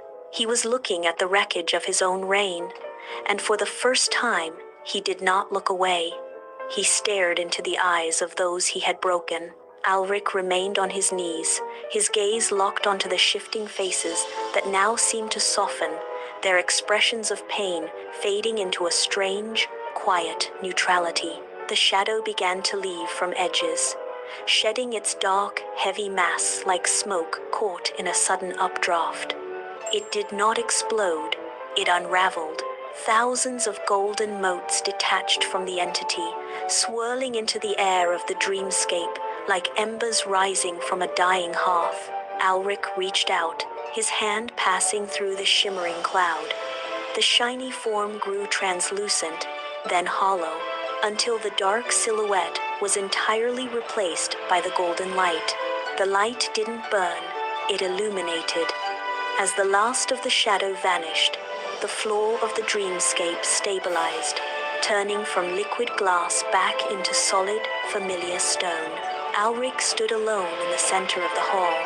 He looked down, expecting to see the void, but saw only his own reflection staring back from the polished floor. The crown on his head looked lighter. The lines of exhaustion around his eyes remained, but the terror that had fueled his reign was gone. He stood upright and took a long, steady breath. Next morning, Alric jolted upright, his lungs pulling in a sharp, uneven breath of morning air. He gasped. He threw the covers aside, his feet hitting the cold stone floor with a decisive thud. He did not wait for his attendants. He strode to the heavy oak door and threw it open, his voice echoing through the corridor. Guards, to me. 2 guards appeared, their faces masks of practiced indifference. Alric pointed a trembling finger toward the palace gates. He commanded, The decree, tear it down. Every copy, every scrap of parchment. Burn them in the courtyard, now. Alric stood on the balcony, watching the alchemists haul heavy iron vats toward the riverbank. They moved with a newfound haste, their faces pale as they tipped the thick, colorless liquid into the rushing current. The liquid swirled into the water, diluting rapidly until the river ran clear once more. The sharp, metallic tang that had permeated the city air for years began to dissipate, replaced by the scent of damp earth and blooming jasmine. Down in the square, the guards stood idle, their hands no longer gripping their spears in anticipation of a struggle. A sudden, sharp sound cut through the stillness, a high, clear trill of laughter. It came from a young boy running between the stone pillars. The city was breathing again, the collective weight of the forced slumber lifting as the laughter spread, turning the hollow quiet into a chorus of waking life. The palace gates were no longer a barrier, but a threshold. Leora stood by the stone archway, her pack slung over her shoulder, watching the city reclaim its rhythm. The air was thick with the sounds of a waking world, the clatter of carts, the calls of merchants, the distant hum of conversation. She turned to leave, but the heavy iron doors groaned open once more. Alric stepped out. He moved slowly, his gait lacking the sharp, calculated precision of the previous years. The lines etched into his face were deeper, carved by the weight of the realization he had carried back from the dream. He stopped 3 steps from her, his hands clasped behind his back, his knuckles white. He looked at the horizon, where the sun began its slow descent, then back at her. He took a steadying breath, his gaze searching hers for a truth he had spent 2 decades trying to bury. He said, his voice raspy from disuse, Leora, tell me, what are dreams truly? Leora did not look away. She turned her head slowly, following the king's gaze toward the eastern horizon.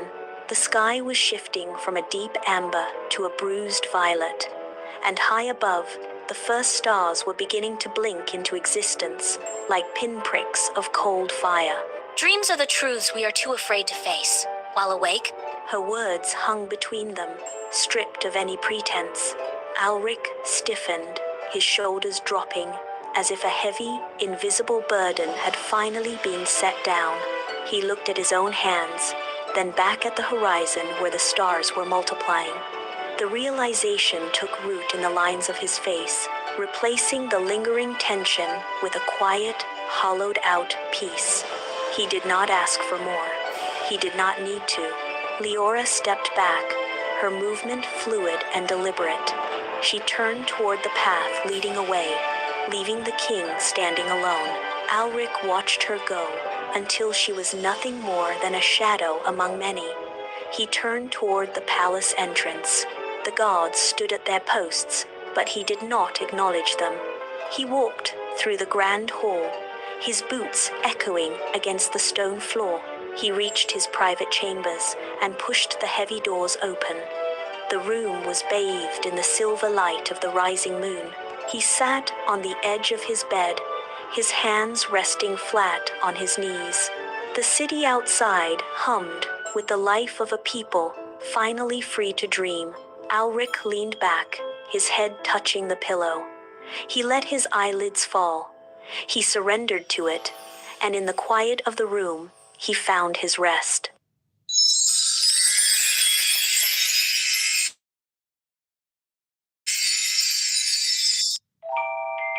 Dearest viewers, how are you doing all today? What if I told you there's a magical world where the moon never sets, and the queen who controls it hasn't moved for hundreds of years? A curious fairy breaks the most forbidden rule and flies straight into the sky, only to discover a terrifying secret hidden inside the moon itself. Because the Moon Queen isn't ruling Fairy Wonderland, she's trapped, and something ancient, something dark, is starting to wake up. Now the fate of an entire magical world depends on one fearless fairy, who must choose between freedom or becoming a prisoner of the moon forever. The story unfolds like this. The Evermoon hung high above, a silver eye that never blinked, never closed, and never looked away. Its light did not fall. It pressed down, coating the world of Wonderland in a layer of cold, static brilliance. Below the forest floor was a stage of endless motion. Fairies moved in synchronized loops, their feet striking the ground in a rhythm that had not varied for centuries. They danced because the light demanded it, spinning through the same arcs, repeating the same gestures, and tracing the same paths over and over again. There were no shadows here. The light was too absolute, too offensive to allow for the relief of darkness. Every leaf, every petal, and every wing was illuminated with a harsh, clinical clarity that stripped away all mystery. The air remained still, devoid of the natural currents that once carried the scent of change or the promise of a coming storm. The fairies continued their dance, their movements fluid but hollow, trapped in a cycle that offered no beginning and no conclusion. High above the rhythmic pulse of the forest, Naira hovered, her wings beating a rhythm that defied the still air. She did not join the dance.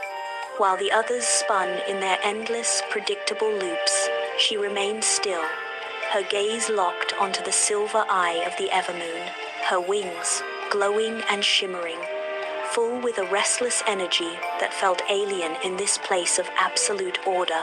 She watched the way the light hit the ground, searching for a single, dark sliver of relief, but found none. Every surface was flat, bleached, and hollow.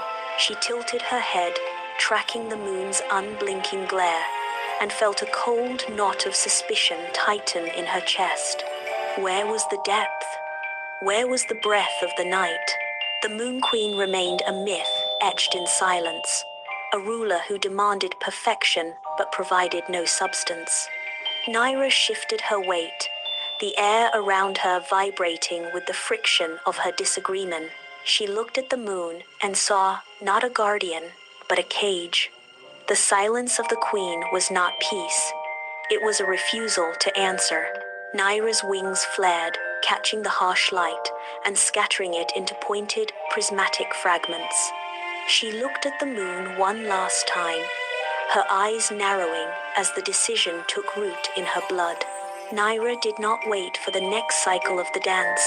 She banked hard, her wings snapping open to catch the still air, and shot upward like a splinter of glass. Below, the elder fairies sensed the disruption. Their heads turned in unison, their eyes tracking her direction with a cold, mechanical accuracy. She ignored them, driving her wings into a frantic, uneven rhythm that tore through the stillness. She bypassed the inner circle, weaving between the towering branches. Every beat of her wings felt like pushing against hardening wax. The atmosphere was thick, heavy, with the weight of centuries of enforced order. She climbed higher, her muscles burning as she fought the density of the sky. The light above began to shift, turning from a flat white to a breakable, piercing silver. She felt the resistance increase, the air thickening into a solid wall that demanded she stop, turn back, and rejoin the rhythm. She refused. She pushed harder, her wings blurring into a haze of shimmering motion, carving a path through the suffocating stillness. The forest floor shrank to a pinprick of light, and the moon loomed closer, a massive, unyielding barrier. She did not look down again. The air shattered. It did not just grow thin, it turned against her. A sudden, violent pressure slammed into Naira's chest, forcing the breath from her lungs in a sharp, ragged gasp. The sky, once a silent void, erupted into a chaotic swirl of phantom storms. Sharp currents of light lashed out like whips, striking her wings and sending tremors through her frame. She tried to bank, but the wind shifted, carrying voices that sounded like her own hollow, defeated and small. They whispered of the times she had failed to find the rhythm, of the moments she had stumbled in the dance, and of the unavoidable consequence of her resistance. She shook her head, but the sound followed, a low, rhythmic thrumming that mimicked the heartbeat of the forest below. Every beat became a struggle against the gravity of her own history. She saw the ground far below, a flat, white areas that seemed to mock her ambition. She gritted her teeth, ignored the voices, and drove her wings harder against the storm. She was not a leaf to be blown, she was the wind itself. The sky twisted. Before her eyes, the world warped into a singular, terrifying image. She was no longer a flyer, but a withered leaf, brown and brittle, spiraling downward into a vast, uncaring void. The vision was absolute. It drained the heat from her wings and the strength from her core. She watched herself fall, a discarded fragment of the forest, destined to vanish into the static floor below. The silence of the void screamed in her ears, promising an end to the struggle. Then, she stopped fighting the vision, and instead, leaned into the descent. She folded her wings, turned her body into a blade, and dove directly through the center of the phantom leaf. The illusion shattered like ice under a hammer. The air instantly turned thin, breakable, and impossibly cold. The pressure that had been crushing her chest vanished, replaced by a sharp, metallic bite that burned in her lungs. She snapped her wings open, the shimmering dust catching the harsh, unfiltered light of the moon. The silence here possessed a weight of its own. Naira hovered in the thin, breakable air, her wings pulsing with a faint, rhythmic glow that seemed out of place against the absolute stillness of the lunar surface. Before her, the horizon shifted. A structure of frozen light rose from the void, its geometry defying the natural curves of the world below. It was a palace carved from solidified radiance, sharp-edged and towering, casting no shadows even under the intense glare of the evermoon. She drifted closer, but the air grew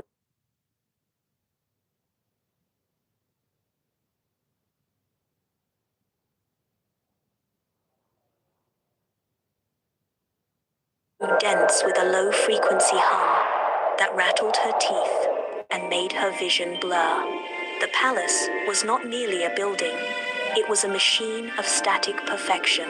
She landed on a platform of polished, translucent stone that felt like ice against her skin. Every step echoed, not with sound, but with a vibration that traveled through her boots, and up her spine. She reached the main entrance, two massive translucent doors that stood as tall as the ancient oaks. She braced her shoulders and pushed. With a sharp, crystalline crack, the doors gave way. She stumbled forward into a realm where the air hummed. The interior of the palace was a cavern of blinding brilliance.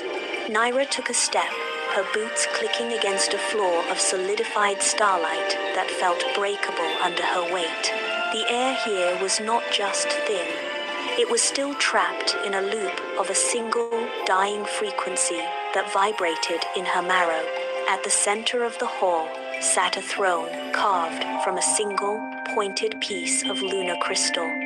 It hummed, a low, rhythmic pulse that seemed to anchor the entire structure to the void. The Moon Queen sat upon it, motionless.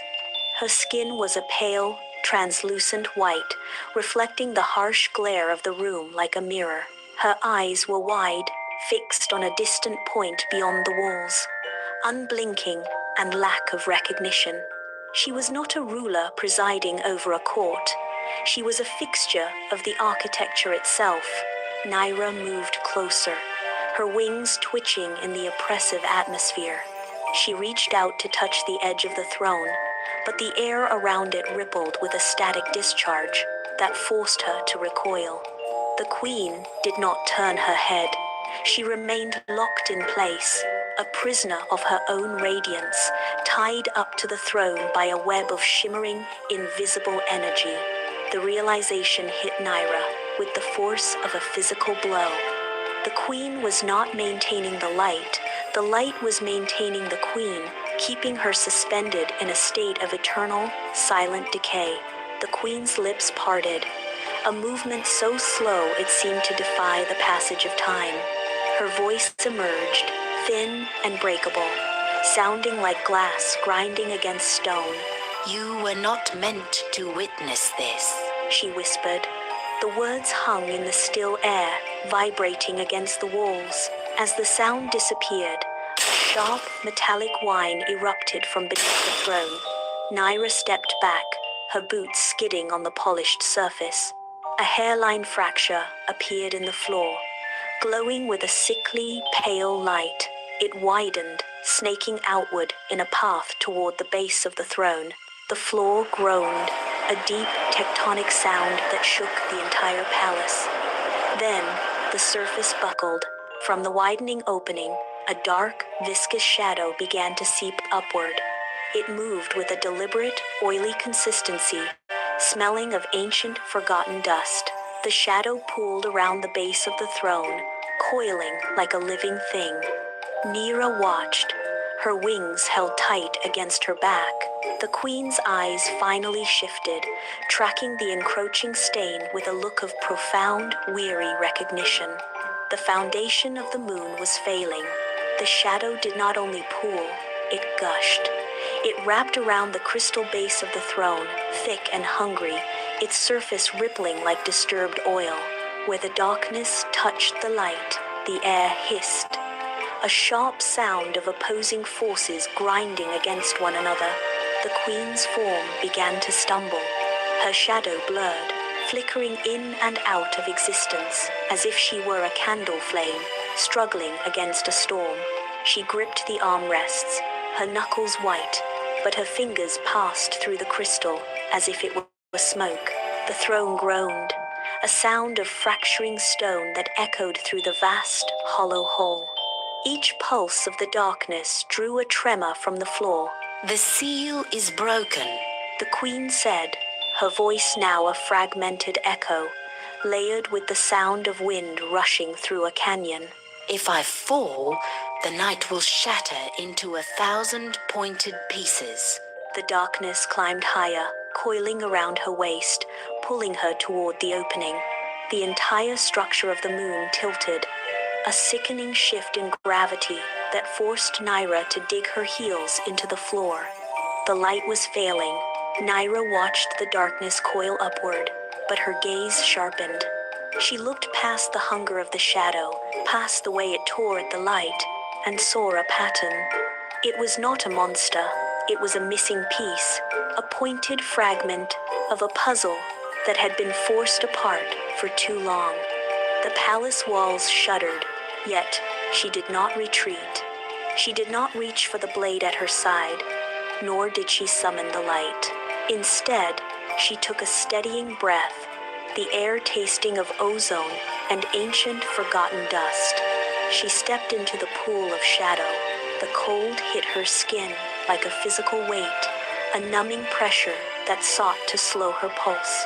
She ignored the warning of her own senses. She moved closer to the throne, where the viscous smoke swirled in thick, oily ribbons.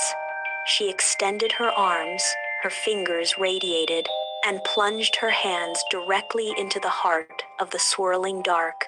The substance clung to her skin, freezing and heavy, yet she did not wince. Naira braced her feet against the vibrating floor and hauled the mass of shadow toward the throne. The darkness resisted, a thick, viscous weight that pulled at her shoulders and strained her muscles. As she forced the smoke into the heart of the moon's radiance, the air snapped. A blinding flash of violet light erupted, instantly followed by a searing streak of gold. The two forces did not blend. They collided with the force of a physical impact. A sound like grinding metal and shattering glass tore through the hall, a high-pitched scream that vibrated in Naira's teeth. She held her ground, her arms trembling as the energy currents whipped around her. Violet sparks showered the floor. The throne groaned, tilting violently as the light and shadow locked in a chaotic, swirling vortex. Naira's hands were buried deep in the center of the storm, feeling the heat of the gold and the numbing frost of the dark. The air inside the palace became a solid wall of pressure. Naira felt the heat of the gold light searing her palms, while the freezing shadow bled into her marrow, turning her veins to ice. Her wings, extended to their full span, caught the backlash of the collision. Feathers frayed and curled under the intensity of the violet discharge, yet she did not pull back. She dug her heels into the shifting floor, feeling the crystalline surface spiderweb beneath her weight. The palace groaned, a deep, structural protest that vibrated through her chest. She had to move now, or the entire moon would shatter. She closed her eyes, ignoring the blinding glare, and focused on the resistance of the two currents. With a grunt of exertion, she shifted her grip. She stopped fighting the collision and began to guide it. She pulled a thread of shadow, twisting it through a ribbon of gold, forcing the two extremes to interlock. Her hands moved in a rhythmic, sweeping motion, dragging the viscous dark into the brilliant light. The chaos began to yield to her rhythm. The final threads of shadow coiled around the throne, resisting the pull of the light. Naira locked her fingers, forcing the dark mass to merge with the gold. A sudden, violent tremor shook the palace foundation. Beneath her feet, the crystalline floor split, long pointed openings racing toward the walls. The moon's core groaned. A deep sound echoes. Naira lunged forward, pressing her palms directly against the widening cracks, pouring the combined energy. The light flared, blindingly white, then settled into a deep, steady violet. The opening stopped their crawl. With a sharp, audible click, the floor fused back together, the seams glowing with a faint, pulsing rhythm. Naira pulled her hands away, her skin tingling from the residual charge. The throne stopped humming. The silence in the hall was no longer heavy. It was expectant. Beneath the floor, the deep violet glow began to expand and contract. It was not a flicker, but a slow, deliberate heartbeat. The moon was breathing. Naira watched as the light, once a flat and oppressive glare, softened at the edges. It pulsed outward, pushing against the translucent walls of the palace. With every expansion, the light dimmed into a rich, velvet indigo, and with every contraction, it flared into a warm, golden radiance. The palace structure responded to the rhythm. The walls, previously frozen and brittle, began to ripple like water under a gentle breeze. The static perfection of the moon's surface was dissolving. Naira stepped back, her boots leaving faint impressions on the floor that now felt supple rather than rigid. She looked toward the horizon through the palace doors. For the first time, the light did not hit the world below as a singular, unyielding beam. It moved, it shifted. As the moon pulsed, the light stretched across the distant forests, dragging long, soft shadows behind every tree and stone. The cycle of day and night had finally begun to turn. The Moon Queen remained fixed to the throne, her posture rigid as the stone beneath her. The seat hummed with a final, dying vibration before going silent. As the last of the static energy drained into the floor, the heavy, invisible weight that had pinned her for ages evaporated. The throne, once a monolith of frozen light, began to crack and dull, its sharp edges softening into translucent dust. The queen blinked, her gaze shifting from the distant horizon to her own hands. She pressed her palms against the armrests and pushed. Her legs, pale and trembling, caught her weight for the first time. She did not rise gracefully. She stumbled, her feet sliding on the now supple surface of the floor. She gripped the edge of the throne for balance, her knuckles white before finding her center. She took a single, shaky step forward, then another. The gravity that had anchored her to the seat was gone. She stood tall, her form no longer flickering like a dying candle, but solid and steady. She looked down at her feet, testing the ground, then turned to face Naira. The silence between them was no longer oppressive. It was the quiet of a new beginning. The Moon Queen stepped to the edge of the palace, her eyes fixed on the world below. She raised a hand, and the moon responded. The silver orb, long held in a state of unyielding fullness, began to pull inward. The edges of the light curved, softening into a gentle arc. It was the first wane in an eternity of static glare. As the moon narrowed, the light hitting the forests of Wonderland shifted its angle. For the first time, the trees did not stand in a flat, washed-out glow. They cast long, dark lines across the mossy floor. The shadows were soft, stretching and receding as the moon continued its slow, rhythmic retreat. Every rock and stream gained a new dimension, defined by the contrast of the encroaching dark.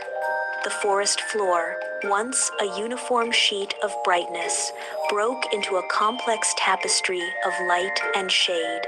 Naira watched from the palace, her wings catching the dimming radiance.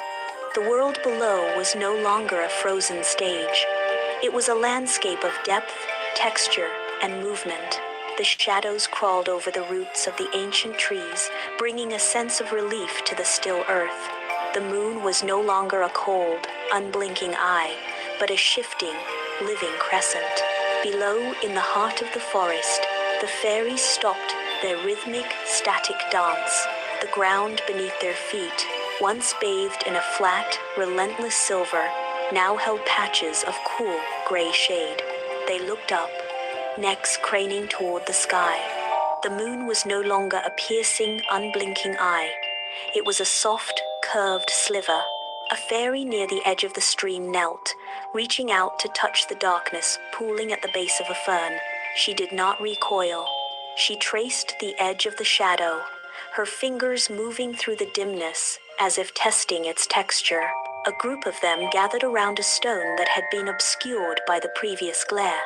Now, the shadow cast by the rock gave it shape, revealing the mossy ridges and deep crevices of its surface. They moved closer, their gazes shifting from the light to the dark with wide, curious eyes. There was no panic. No one tried to flee the encroaching dusk. Instead, they walked into the shadows, letting the cool air settle against their skin. Naira stepped out from the palace of frozen light. The air outside was no longer breakable. It felt thick, alive, and moving. She spread her wings. They caught the wind, but the movement was different now. Where once they had been translucent, they now shimmered with a dual essence. Veins of gold pulsed against patches of deep velvet shadow. She pushed off the ledge and dropped toward the forest. The descent was not a fall, but a glide through the layers of the new atmosphere. She banked left, watching the way the shadow trailed from her wingtips, weaving into the silver light of the moon. She landed on the highest branch of an ancient oak, her feet gripping the bark. She looked at her hands, then back at the shifting landscape. The world below was no longer a stage of static perfection. It was a breathing, changing cycle. She had not just saved the moon, she had dismantled the machine that kept the world frozen. She was the architect of this new reality. She folded her wings, watching the light dim and brighten, content in the knowledge that the cycle had finally begun. Naira stepped onto a broad, glowing petal that drifted just above the canopy. It dipped under her weight, then steadied, suspended in the cool night air. She sat, drawing her knees to her chest, and looked up. The moon had thinned into a sharp silver crescent. It was no longer a static, unblinking eye, but a shifting vessel of time. She watched the way the darkness cradled the sliver of light, giving it edge, giving it form. Without the encroaching shadow, the glow would have been nothing but a blinding, flat glare. She traced the curve of the moon with her gaze, feeling the rhythm of the world pulsing beneath her. The air moved in soft, predictable currents. The forest below breathed in the cool dark and exhaled in the warm light. She closed her eyes, listening to the silence that was no longer empty, but full of potential. The cycle was complete. She remained there, a silent observer of the balance she had woven, knowing that the light finally held meaning because the dark was there to hold it.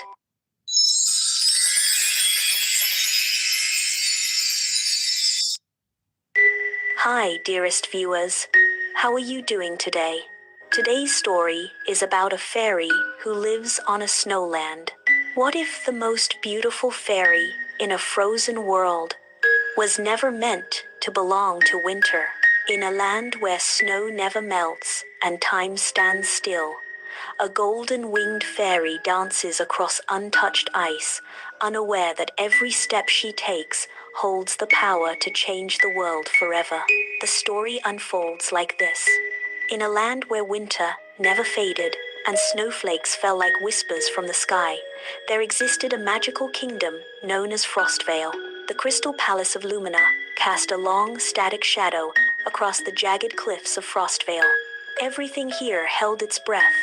In the heart of this shimmering land lived a fairy named Lunara. She was unlike any other fairy. Her wings were made of delicate strands of gold, each feather glowing like sunlight trapped in ice. When she flew, her wings shimmered so brightly that the snow beneath her sparkled in response. But Lunara loved one thing more than flying. She loved to dance.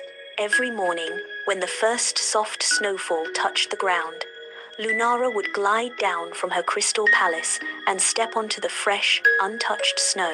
There, under the pale silver sky, she would begin her dance. Her feet barely pressed the surface, yet wherever she moved, intricate patterns bloomed spirals, stars, and glowing trails that shimmered like liquid gold. But Lunara carried a secret in her heart. Though Frostvale was beautiful, it was always the same endless snow, endless silence. She had never seen spring, never felt warmth, never heard the songs of rivers or the rustle of green leaves. One night, as she danced beneath the northern lights, a wandering breeze whispered to her. The thought settled deep inside her. Could there truly be more? Beyond the frozen peaks lies a world that blooms. The next morning, Lunara stood at the edge of Frostvale, where the snow met the distant unknown. For the first time, she did not dance. She hesitated. If she left, would she lose her magic? Would her golden wings fade? But then she looked down at the snow, pure, untouched, waiting. With a soft smile, she stepped forward and began to dance once more, but this time, her dance was different. It was filled with curiosity, with courage, and she danced toward the edge of the frozen world. She leaned forward, the wind catching the edges of her wings, pulling her toward the void. She tightened her grip on the edge of the cliff, felt the vibration of the world beneath her feet, and prepared to leave. She placed her right foot forward, expecting the solid, unyielding bite of frost. Instead, the ground gave. The snow beneath her sole did not hold its shape. It collapsed. A sharp, rhythmic hissing rose from the point of contact. She pulled her foot back, but the damage was done. Where the ice had been, a patch of dark, wet soil was there now. She took another step, more deliberate this time. The reaction was immediate. The white crust shattered into slush, revealing the rich, damp earth underneath. The smell of earth came out. It was no longer a static foundation. It was a living thing. She looked down at the mud staining her feet, feeling the cold of the palace fade beneath the rising heat of the soil. The scent was not merely a smell, it was an intrusion. It flooded the space around her, thick with the heavy, cloying perfume of damp earth and crushed sap. Lunara stood motionless, but her breath came in shallow, jagged gasps. The air here was dense, lacking the sharp, crystalline purity of the palace. It felt heavy in her lungs, a weight that pulled at her equilibrium. She looked down at her hands, then back toward the receding ice. The contrast was violent. Her golden wings, usually held in a rigid, statuesque pose, began to twitch. A faint, rhythmic vibration hummed through the feathers. She tried to steady herself, pressing her palms against her sides, but the tremors only deepened. The scent of the forest seemed to amplify the instability. Every inhale brought a new wave of organic, chaotic energy that clashed with the static silence she had known for centuries. She felt the muscles in her back tighten. The stillness of Frostvale was gone, replaced by a restless, pulsing vitality that she could not ignore. She stood at the center of this sensory storm, her wings fluttering with increasing intensity, unable to find a point of anchor in a world that was rapidly shedding its frozen skin. The transition was inside her. The vibration in her wings slowed, then stopped. A sharp snap of a dry twig echoed from the dense bush to her left. Lunara turned. Her muscles coiled for flight, but she did not move. The thicket parted. A fox stepped into the small clearing, its fur the deep, burning color of autumn leaves. It did not crouch or growl. It stood with its head cocked, tail held high and still. The creature's eyes were the color of polished amber, wide and unblinking. It studied her with a focused. Lunara held her breath, watching the fox's chest rise and fall.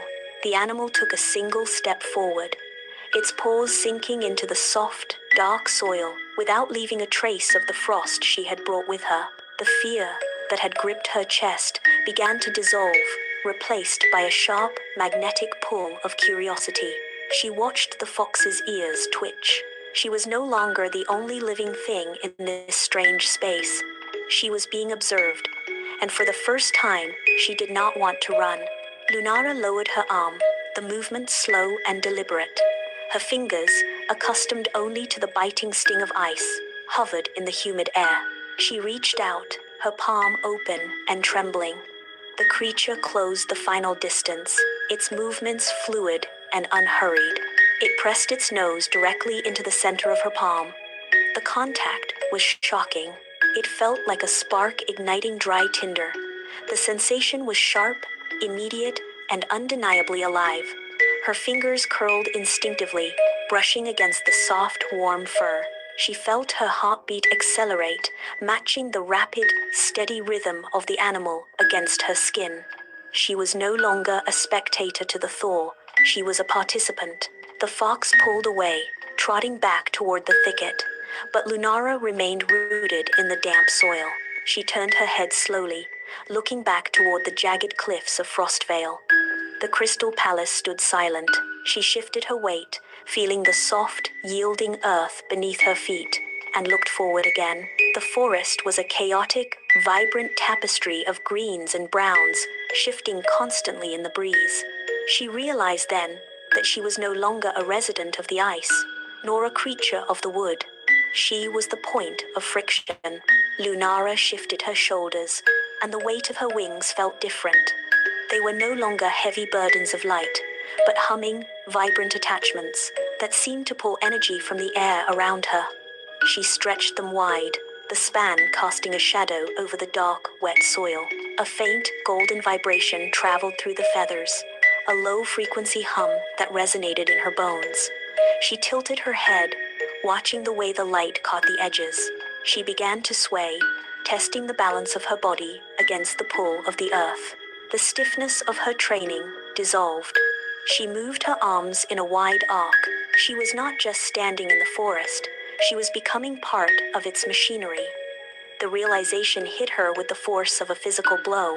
She was the missing link. Lunara closed her eyes and let the rhythm take her. She swayed, her body tracing a slow, deliberate arc that mirrored the swaying of the trees.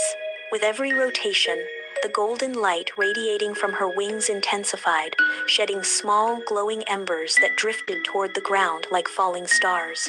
These sparks did not vanish upon contact. They sank into the dark, wet soil, pulsing with a soft, persistent heat.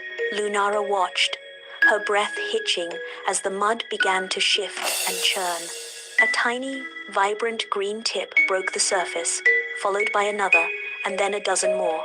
They were not merely plants, they were expressions of the energy she had released. She moved faster, her feet tracing circles in the dirt, and everywhere her shadow passed, the earth responded. The shoots uncurled, thickening into sturdy stems that pushed aside the damp soil with undeniable force. She reached out, her fingers brushing the air, and felt the forest lean into her presence. The ground was no longer a cold, static barrier. She spun again, and the small green shoots surged upward, leaves unfurling in the golden glow, transforming the barren mud into a living, breathing carpet of growth. The air around Lunara grew heavy, thick with the scent of ozone and crushed leaves. It pressed against her skin, a physical weight that made every movement a battle against resistance. Beneath her feet, the ground stopped being a passive surface and began to tremble.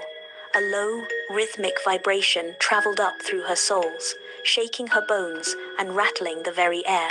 She looked up, seeing the golden light from her wings swirling into a dense, blinding vortex that threatened to tear the sky open. Her heart hammered against her ribs, a frantic, syncopated beat that matched the tremors in the earth. She knew the threshold had been crossed. The energy she had unleashed was no longer contained. It was demanding a release. She pulled her wings tight against her back, bracing for the impact of the power she had summoned. Her muscles coiled, every fiber of her being focused on the singular point of her next movement. She gathered the weight of the forest and the static of the ice into one point of tension. She crouched, knees bent, eyes locked on the horizon, ready to launch herself into the unknown. Miles away, the elders of Frostvale stood on the sharp, wind-swept peaks. They leaned forward, their hands white-knuckled against the frozen stone of their staffs. For centuries, the horizon had been a static line of gray ice and eternal stillness. Now, that line was fracturing. They watched as a ripple of color bled into the monochrome landscape, a slow-moving wave of green and gold that defied the biting cold. One elder raised a hand, pointing toward the valley floor, but no sound escaped his throat. They saw the golden light erupting from the center of the transition zone, casting long, unnatural shadows against the glaciers. They stood frozen, their eyes tracking the expansion of the light as it consumed the gray expanse. The boundary they had guarded for generations was dissolving. The silence of the peaks was shattered by the sound of shifting earth, a deep, rhythmic thrum. They realized then that the wall was no longer a barrier. It was a memory. Lunara pushed off the ground. The force of her leap cracked the frozen earth, sending a spray of dark soil into the air. She ascended, her wings snapping wide to catch the rising updraft of energy. At the apex of her jump, she tucked her limbs and released the gathered light. A blinding, golden pulse erupted from her center, expanding outward in a perfect sphere. The air shrieked as the light hit the atmosphere. Instantly, the sky vanished behind a violent eruption of growth. Thick, interlocking branches spiraled upward, knitting together with a sound like snapping timber. Broad, emerald leaves unfurled in a rapid, rhythmic sequence, overlapping to form a dense, living ceiling. The harsh, biting glare of the frozen world was cut off, replaced by a soft, amber glow. The temperature surged, the frost hissing as it evaporated. Lunara descended, her feet landing softly on the now thawed earth, surrounded by the sudden, heavy silence of a forest born in seconds. Lunara did not pause. She turned, her heels striking the damp earth with deliberate, rhythmic force. Where her feet touched the ground, the lingering frost shivered and retreated. She spun, a blur of motion that whipped the air into a warm current. The soil beneath her responded, dark and rich, pushing up tiny, vibrant green shoots that raced toward the light. She moved faster, her path a winding ribbon of life carved through the gray expanse. The frost surged back, a thin layer of ice attempting to coat the new growth, but she countered with a sharp, sweeping kick. A wave of color exploded outward. Petals of violet, crimson, and gold burst from the mud, their stems thick and resilient. She danced through the thicket, her movements precise and demanding. Every step was a strike against the stillness. The wild flowers spread in her wake. She pivoted, her wings casting golden sparks that landed like embers. The frost shattered under the pressure of the bloom. Lunara slowed her spin. She planted her feet firmly, heels digging into the soft, dark soil.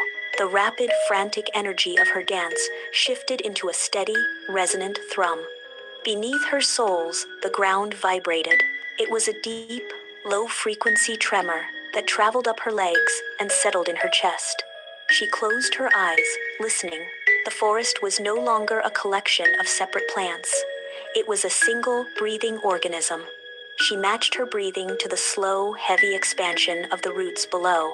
Her heartbeat accelerated, then leveled, locking into the cadence of the earth itself. The silence that had once defined her home was gone, replaced by the rhythmic thud of life. She felt the sap rising in the trees, the slow crawl of moss over stone, and the steady, rhythmic expansion of the meadow. She was no longer moving against the world. She was moving with it. Her arms rose, palms open, and the air around her thickened with the hum of the valley. Lunara began to spin. Her movements, once steady and rhythmic, sharpened into a blur of kinetic energy. She spun around on her toes, her body a central axis for the gathering force. Her wings, previously held close, began to unfurl with a sharp, metallic snap. They stretched outward, wider and wider. With every rotation, the golden glow intensified. Sparks detached from her feathers, swirling into a miniature cyclone. The air grew dense, charged with static. She pushed harder, her muscles straining against the increasing resistance. The light was no longer a soft shimmer. It was a physical weight. She gathered the ambient energy of the forest. She reached the limit of her physical endurance, her wings fully extended, vibrating with a high-pitched hum. She threw her head back and released the stored energy. A blinding flash of pure light erupted, washing over the valley. The light receded, leaving behind a silence that felt heavy and new. Beneath the surface of the valley, the ancient ice groaned. A jagged fissure appeared, snaking across the frozen expanse with a sound like snapping bone. Water surged upward, dark and cold, flooding the cracks until the white crust began to buckle.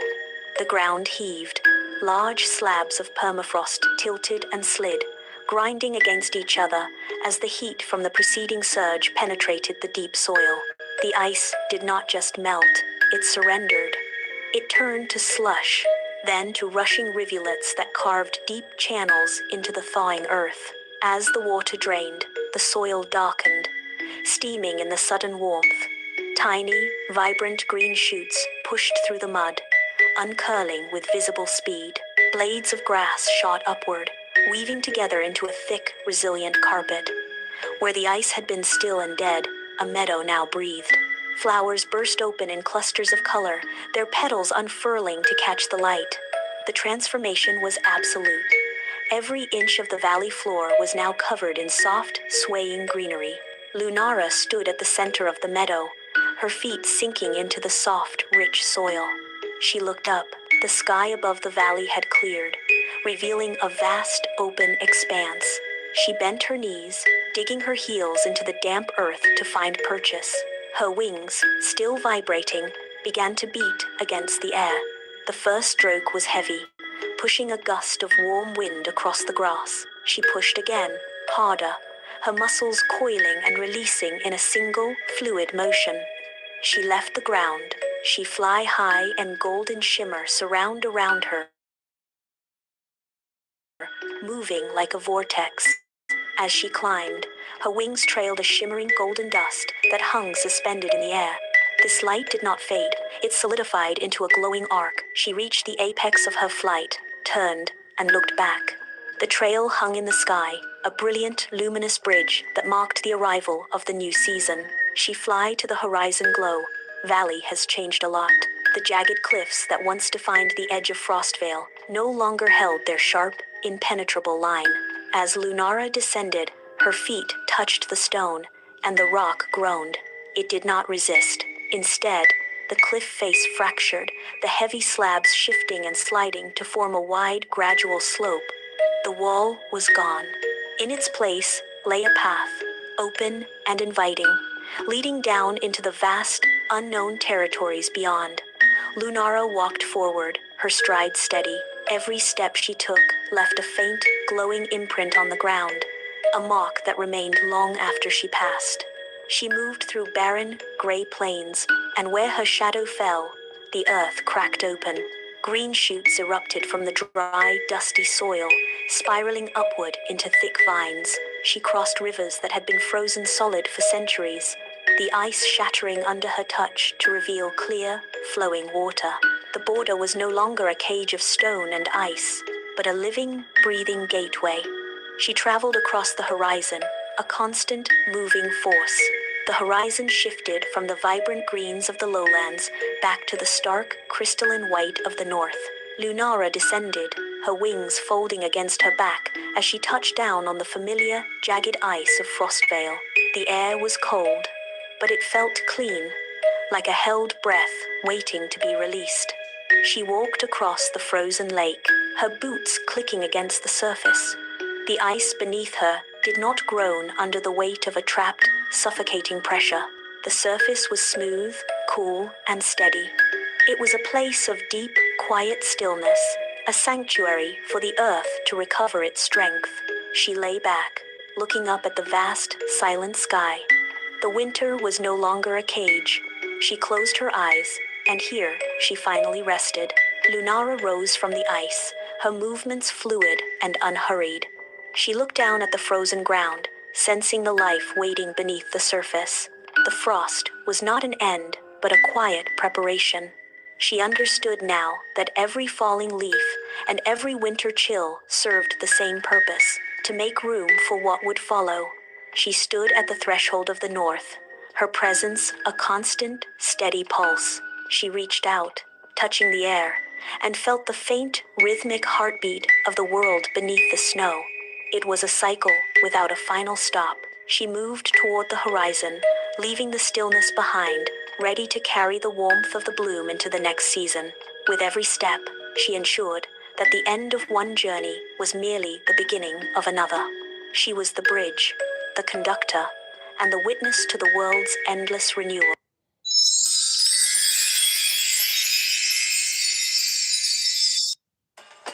Hi, dearest viewers. How are you doing today? What if one secret word could open a cave filled with unimaginable treasure? But the moment you speak it, 40 ruthless thieves begin hunting you. In a dusty desert village, a poor woodcutter stumbles upon a hidden fortune that could change his life forever. But riches come with a deadly price.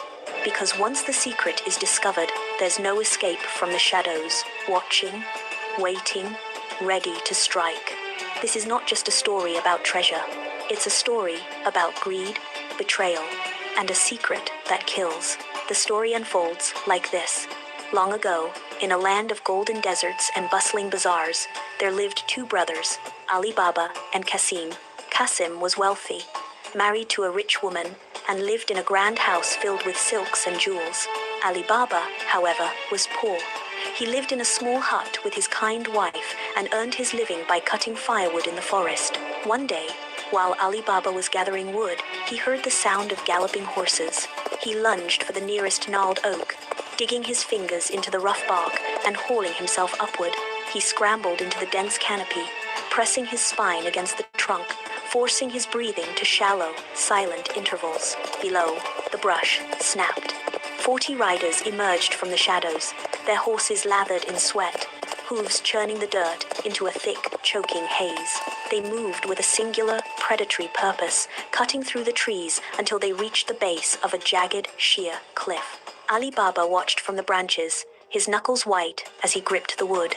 The riders pulled their mounts to a halt, the sudden silence ringing louder than their arrival. The leader dismounted, his boots crunching on the stone, and turned to face the solid wall of rock. Ali Baba held his breath, eyes fixed on the cliff. He stepped forward until his chest was inches from the sheer rock and did not look back at his men. He raised his chin, his voice cutting through the stagnant air with absolute authority. Open sesame. The command rang out, bouncing off the cliff face and vibrating through the trees. For a heartbeat, nothing happened. Then, a grinding sound erupted from the earth, a deep tectonic groan that shook the branches of the oak tree. The solid stone face began to slide, not outward, but inward, retreating into the mountain with the heavy friction of stone against stone. Ali Baba leaned forward, his balance precarious on the branch. As the gap widened, a golden light spilled out, reflecting off the dust motes. It was not just a cave, it was a vault. Piles of coins rose like dunes in a desert, mixed with heavy bars and flowered vessels. Ali Baba remained pinned to the tree, his mouth slightly open, his mind struggling to process the sight. He did not move, he did not breathe. The riders did not return. Minutes stretched into an hour, the forest settling back into its natural, indifferent rhythm. Ali Baba finally shifted his weight, his muscles stiff and aching from the long, rigid weight. He climbed down, his boots finding purchase on the gnarled roots until he hit the forest floor. He moved toward the cliff, his pace slow, eyes scanning the horizon for any sign of movement. The stone wall remained partially ajar, a jagged, dark mouth in the mountainside. He reached the threshold, the air here cooler. He took a steadying breath, gripped his hands into tight fists, and whispered the words. Open sesame. The rock groaned again, sliding fully aside to reveal the vast, hollow interior. Ali Baba stepped across the threshold. He looked up. The floor was a sea of gold. He reached out, his fingers brushing against the cold surface of a gold bar. It was real. Ali Baba reached his home and dumped the heavy sacks onto the packed dirt floor.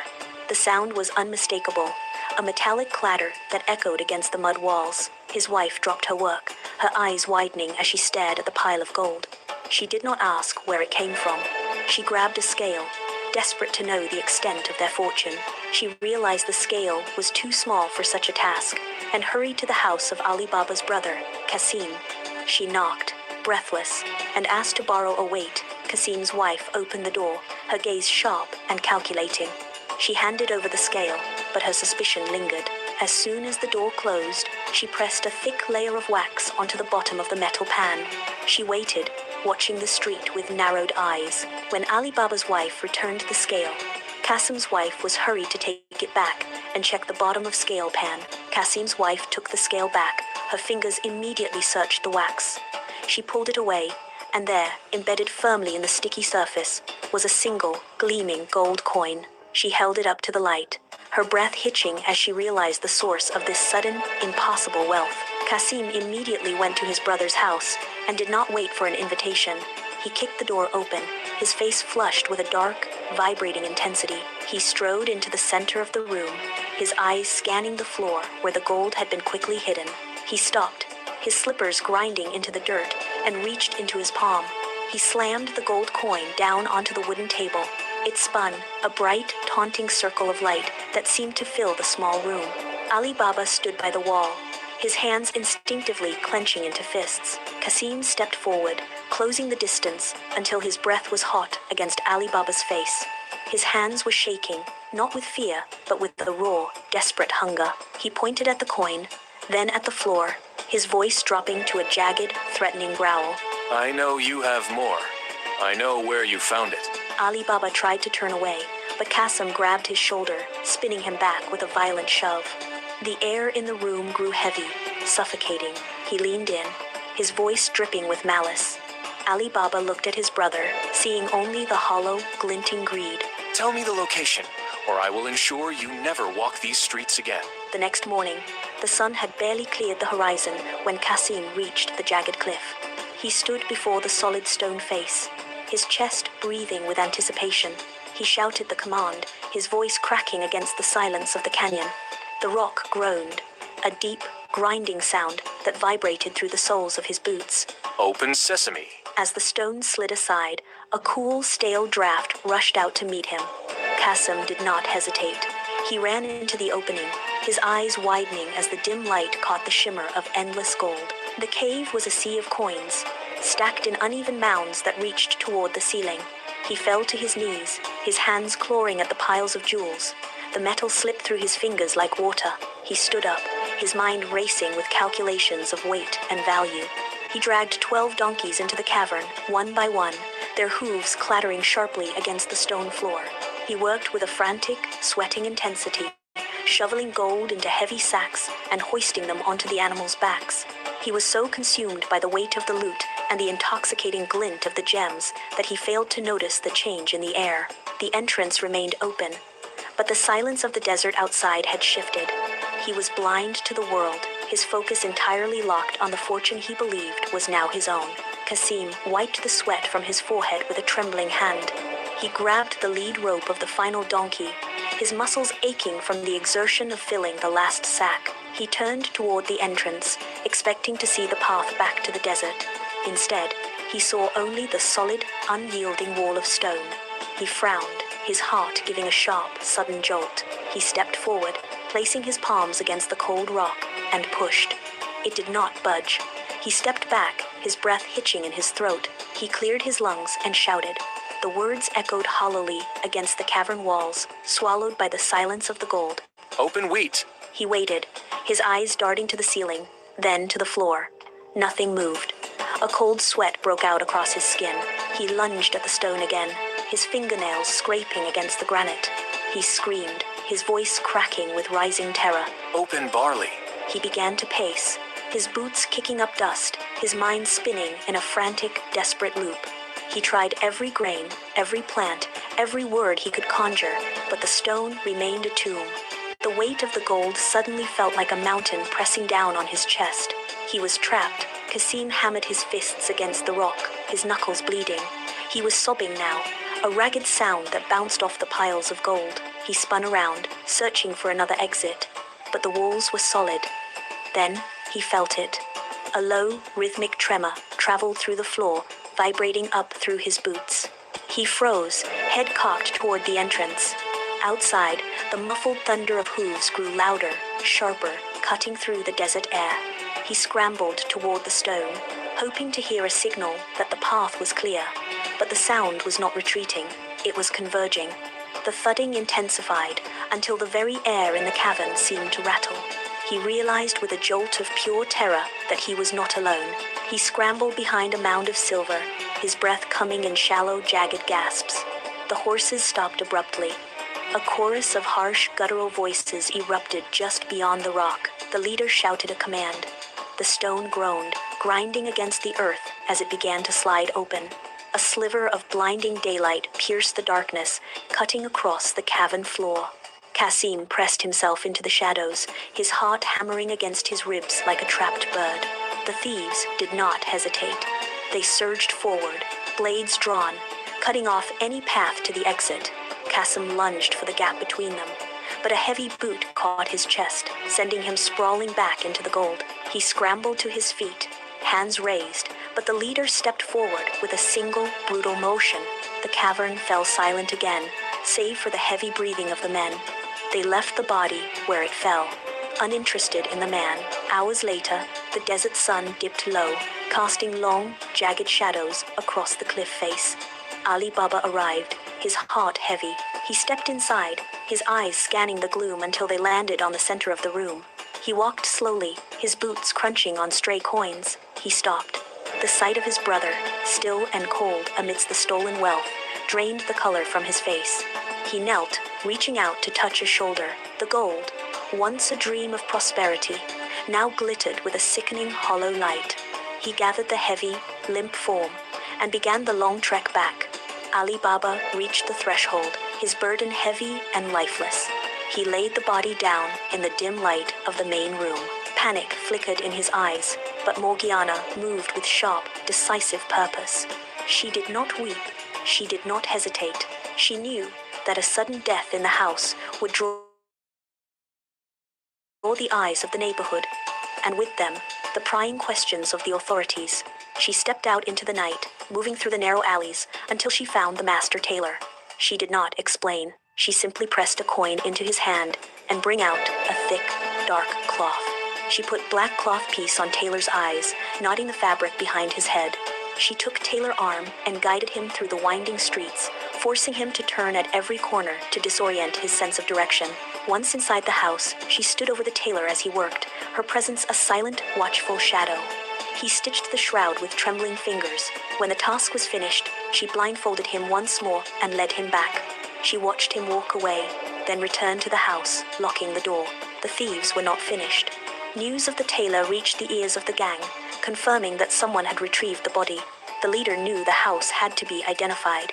He sent his most trusted scout into the city under the cover of a moonless night. The man moved through the labyrinth of alleys, his eyes scanning every lintel and doorframe. He found the house, paused to ensure no one was watching, and drew a piece of white chalk across the wood. He made a sharp, distinct cross, then vanished into the darkness. Morgiana was at the gate moments later, checking the perimeter before locking up for the night. She saw the white streak against the dark wood. She did not panic. She did not call out to Ali Baba. She reached into her pocket, pulled out her own piece of chalk, and turned to the street. She walked to the neighbor on the left and drew an identical cross. She moved to the next house, then the next, marking every door in the row. By the time she finished, the street was a uniform line of identical symbols. She stepped back, wiped the chalk dust from her fingers, and retreated inside. The gang arrived before dawn, their movements synchronized and silent. They moved down the street, expecting to find the single white cross that would lead them to their vengeance. Instead, they stopped dead. Every door in the row bore the exact same mark. The leader stepped forward, his hand hovering over the hilt of his blade, his eyes darting from one door to the next. The marks were identical in size, angle, and height. He turned to his men, his face hardening with frustration. They checked the first house, then the second, then the third, but the uniformity of the signs rendered their reconnaissance useless. The men began to mutter, their confidence eroding. The leader walked the length of the street, his boots crunching against the cobblestones, searching for any subtle difference. There was none. He signaled for them to pull back, his jaw set in a tight, grim line. They melted away into the shadows of the city. The leader shed his identity as a bandit. He traded his weapons for the tools of a merchant. He disguised himself as a trader. He spent days gathering 38 large ceramic jars, heavy and wide-mouthed, and loaded them onto a string of mules. He entered the city gates with his head bowed, projecting the image of a weary, harmless trader. He navigated the streets until he reached the house of Ali Baba. He pulled the mules to a halt and struck the heavy wooden gate. When the gate groaned open, he stood before Ali Baba with a practiced, humble expression. He spoke of a long journey and a need for rest. Ali Baba looked at the man, then at the line of jars, and saw only a traveler in need. He nodded, gesturing for him to enter. The leader guided the animals through the threshold, the heavy jaws clattering against the stone. He secured the mules in the corner of the yard. Ali Baba offered him a seat and a cup of water. The leader sat, his hands resting on his knees, watching the house settle into quiet. The house fell into a deep, heavy silence. Morgiana moved through the kitchen, her hands searching for the lamp, but the wick sputtered and died. The vessel was empty. She grabbed a small pitcher and stepped out into the cool air. The moon cast long, jagged shadows across the rows of ceramic jars. She walked toward the first one, the stone cold beneath her fingertips. She leaned in, intending to dip the pitcher, but a low, raspy sound drifted up from the dark mouth of the vessel. It was a human voice, muffled and impatient. The words hung in the stagnant air. Morgiana froze. Is it time? She moved to the second jar, pressing her ear against the rough clay. Another voice, deeper this time, hissed from within. Is it time yet? Her heart hammered against her ribs. She stepped back, her eyes scanning the long line of 38 containers. Every jar held a killer, waiting for a signal. She stood motionless, the empty pitcher trembling in her grip. Morgiana did not scream. She did not run to wake the house. She turned her movements precise and fluid and retreated to the kitchen. She piled wood into the hearth, striking flint until the flames roared to life. She hoisted a heavy iron cauldron onto the fire, filling it with oil until it reached the brim. She watched the surface. The liquid began to ripple, then hiss, then bubble with a violent, rolling heat. She grabbed a thick cloth to shield her hands and lifted the cauldron. It was heavy, pulling at her shoulders, but she did not falter. She approached the first jar, the one that had spoken. She tilted the cauldron. The boiling oil poured in a steady, thick stream. She worked with a rhythmic, mechanical focus, pouring the scalding liquid into every jar in the line. She set the empty cauldron down on the stone, her chest heaving, and looked at the row of jars. They were quiet. The leader stepped out from the guest quarters, his hand resting on the hilt of his blade. He expected to see his men emerging from the jars, the house already under their control. Instead, he found the courtyard bathed in an unnatural, heavy stillness. He walked toward the line of ceramic vessels. The air hung thick with the acrid, biting scent of scorched oil. He reached the first jar and kicked it. It did not shift, it did not groan. He tipped it over, and the contents spilled out onto the stone, a lifeless, charred weight. His eyes darted down the row. Every jar was silent. The realization hit him with the force of a physical blow. He did not call out. He did not search for the one responsible. He backed away, his boots scraping against the uneven ground, his gaze fixed on the dark windows of the house. He turned and sprinted toward the gate. He walked over the threshold, disappearing into the blackness of the alleyway. The courtyard remained empty, save for the row of silent, broken jars. Weeks later, a new merchant arrived at the gate, offering gifts and smooth words. Ali Baba, unaware of the man's true identity, invited him to join the evening meal. The table was set with heavy platters of meat and wine. The guest sat in the place of honor, his eyes scanning the room with predatory patience. Ali Baba and his son laughed at the merchant's stories, oblivious to the danger sitting across from them. Morgiana stood in the shadows near the hearth, her gaze fixed on the visitor. She knew the shape of his jaw and the cold set of his eyes. She stepped into the center of the room, holding a tambourine. She began to move, her feet tapping against the stone floor in a steady, hypnotic rhythm. The metal discs of the instrument jingled, a sharp, metallic sound that cut through the low hum of conversation. She spun, the fabric of her sleeves catching the light. She moved closer to the table, her eyes never leaving the guest. She circled the room, her pace quickening, the tambourine rising and falling, in time with her breath. She drifted behind the leader, her shadow falling across his shoulders. The music grew louder, filling the space, masking the deliberate, predatory grace of her approach. Jingo's frantic dance, Morgana's final spin.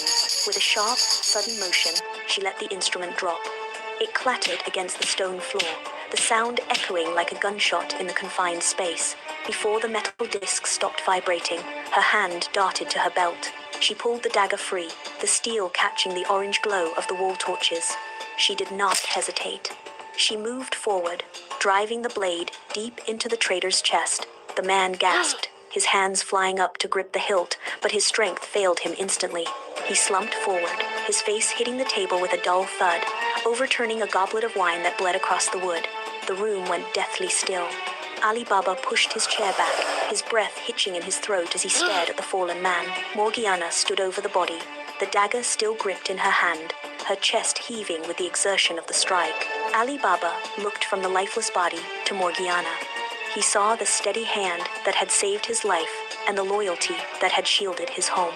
He walked to the center of the room and bowed his head, a silent acknowledgement of the debt he could never repay. He took her hand and declared her a free woman, no longer a servant, but a member of his own family. The household shifted, the fear that had defined their days gone, replaced by a quiet, watchful order. They returned to the cave one last time to seal the entrance, ensuring the gold would remain buried in the earth. They lived in the house on the hill, surrounded by the comfort of their labor, but they never spoke the command aloud again. The secret remained locked behind the stone, a lesson learned in blood and silence. They thrived on the wisdom of their shared survival.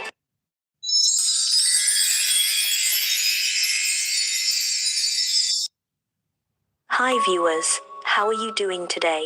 Today's story is a dark, emotionally powerful version of my Snow White twist.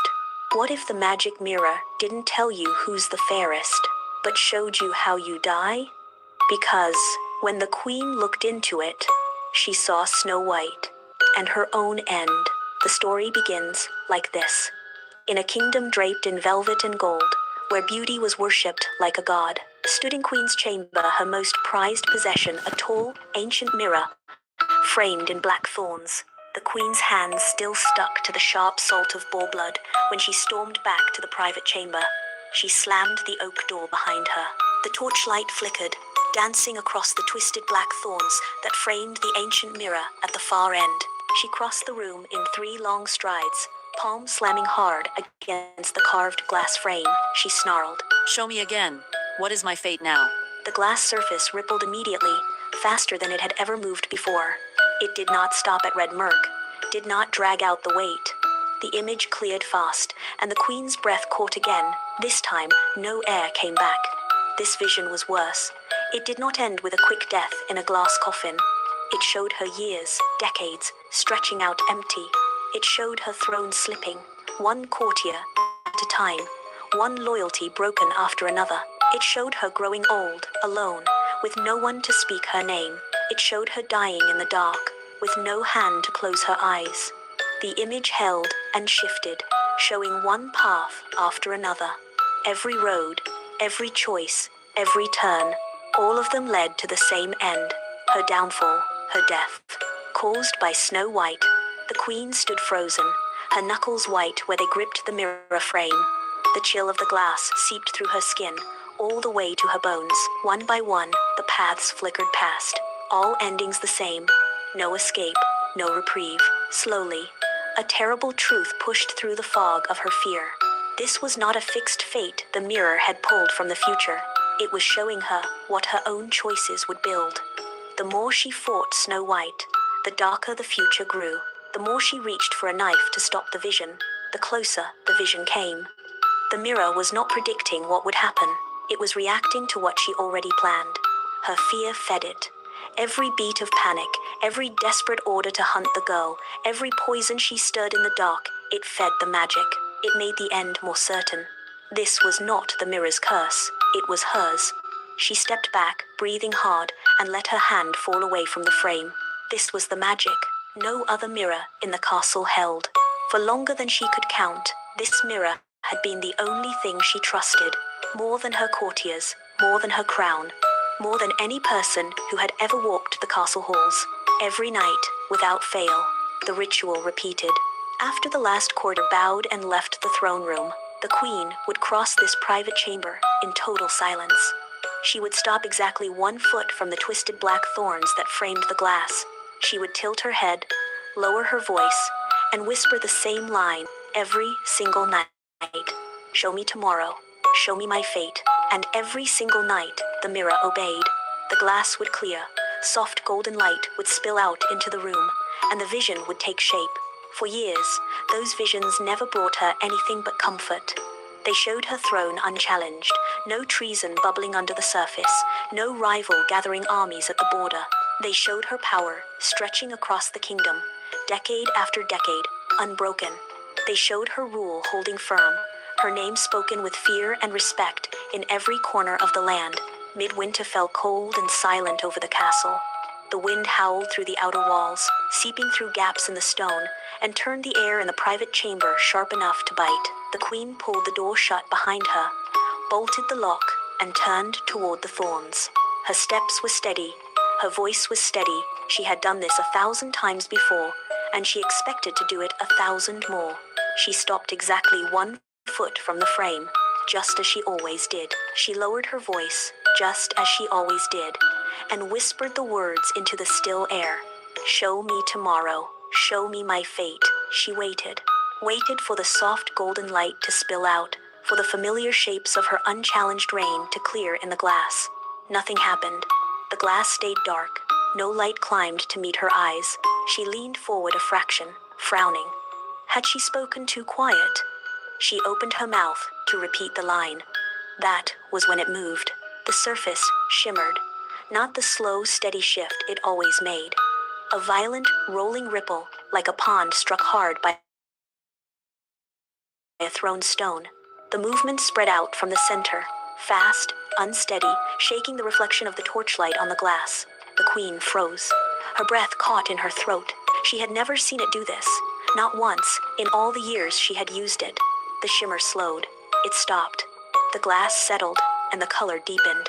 It turned, deep, dark, red, the exact color of fresh blood, spilled warm onto cold stone. She stared, unblinking, until her eyes began to water. Shapes were starting to form under the murky red surface, bleeding together, impossible to pick apart. She forced her feet to move, 1 slow step closer to the glass. She leaned in until her nose was only inches from the cold surface, and squinted. The shapes shifted. They locked into place. First, the walls. Rough, cold, gray stone. Not her chamber. A different room, smaller, darker. Empty, except for one thing in the center.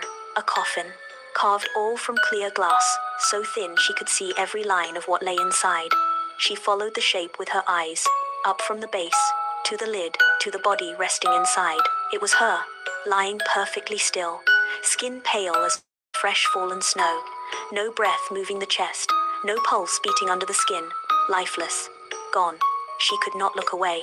The image held, sharp and clear, and her eyes dragged to the foot of the coffin, to the figure standing beside it, one hand resting lightly on the glass. It was Snow White. She stood straight. She was alive. Her skin glowed warm in the dim light of the chamber, and perched straight on her head, heavy and familiar, was the queen's own crown. The image held for 10 slow heartbeats, then faded. The red drained from the glass. The room went dark. The queen's knees went weak. She could not hold her weight any longer. She staggered back, boots sliding on the cold marble floor, until her shoulder slammed hard into the stone wall behind her. The impact of the image jolted up her neck, but she did not feel the pain. Her breath came in short, shaking bursts, uneven. She pushed the words out through clenched teeth, voice cracking. No. This is a lie. For years, the mirror had never lied to her. It had never shown her anything but the good, steady future she had always counted on. This had to be a trick, a flaw. A trick of the torchlight, or the midwinter cold. A low, cold whisper rose from the empty mirror surface, soft enough that it might have been the wind through the cracks, but sharp enough to cut straight through her denial. The future does not lie. It only waits. The whisper died away, but the cold of it stayed. It crawled down through her ribs, into her stomach, into the marrow of her bones.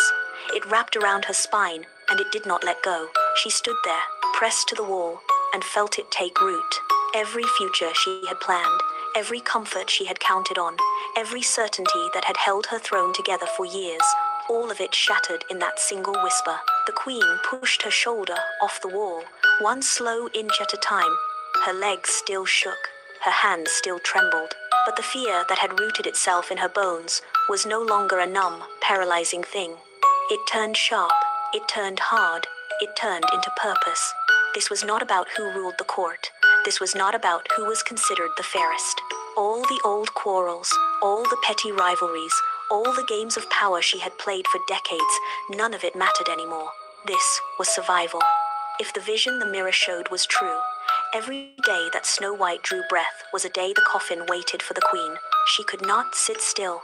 She could not wait for the future to creep through the castle gates and find her unarmed. She had to strike first. She had to stop the future before it could begin. She would not be a victim waiting to lie down in that glass box. The first pale light of dawn seeped through the cracks in the drapes before she moved. She sent a page to the guards' barracks with a single order. Bring the best huntsman to the private chamber, immediately, no questions asked. The huntsman came, boots quiet on the marble, and stood before her with his head bowed. If she lives, I die. You will find her. You will kill her. You will bring me her heart, sealed in an iron box. If you fail, if you let her run, you will take her place in that glass coffin. Do you understand me? The huntsman rode out at a gallop, the queen's order ringing in his ears the whole way. He found Snow White by a stream, picking wild strawberries off a low bush, laughing at a butterfly that had landed on her wrist. He tied his horse to an oak, drew his sharp hunting knife, and crept through the underbrush toward her. He had killed men for the queen before. He had hunted boar and wolf and bear through the worst winter storms. He had never failed an order. He stepped out of the bush, knife held high, and stopped. Snow White turned to look at him. She did not flinch. She did not run. She held out her right hand filled with strawberries. He had killed many things, but he had never killed a child who offered him food. His hand began to shake. The knife trembled so hard the blade caught the sun and glinted. He lowered the blade, and the tension went out of his shoulders all at once. He could not do it. Run, he said, voice rough with relief and fear. Run deep into the woods, and never come back to the castle. Snow White did not hesitate. She turned and ran, disappearing into the thick green undergrowth before he could draw another breath. 100 yards away, a full-grown wild boar rooted through the brush for acorns. The huntsman tracked it, drove his knife into its heart, and cut the organ out, wrapping it in clean oilcloth to seal in the blood. He packed it into the iron box the queen had given him, and rode back toward the castle, the lie heavy in his saddlebags. The queen waited in the great hall until the sun dipped below the western battlements. The main fire crackled low, casting long shadows across the stone floors when the huntsman's boots sounded on the steps. He carried the iron box in both hands, head still bowed, and set it at her feet. It was still warm, still sticky with dried blood along the seams. The huntsman spoke the words he had practiced on the ride back. It is done.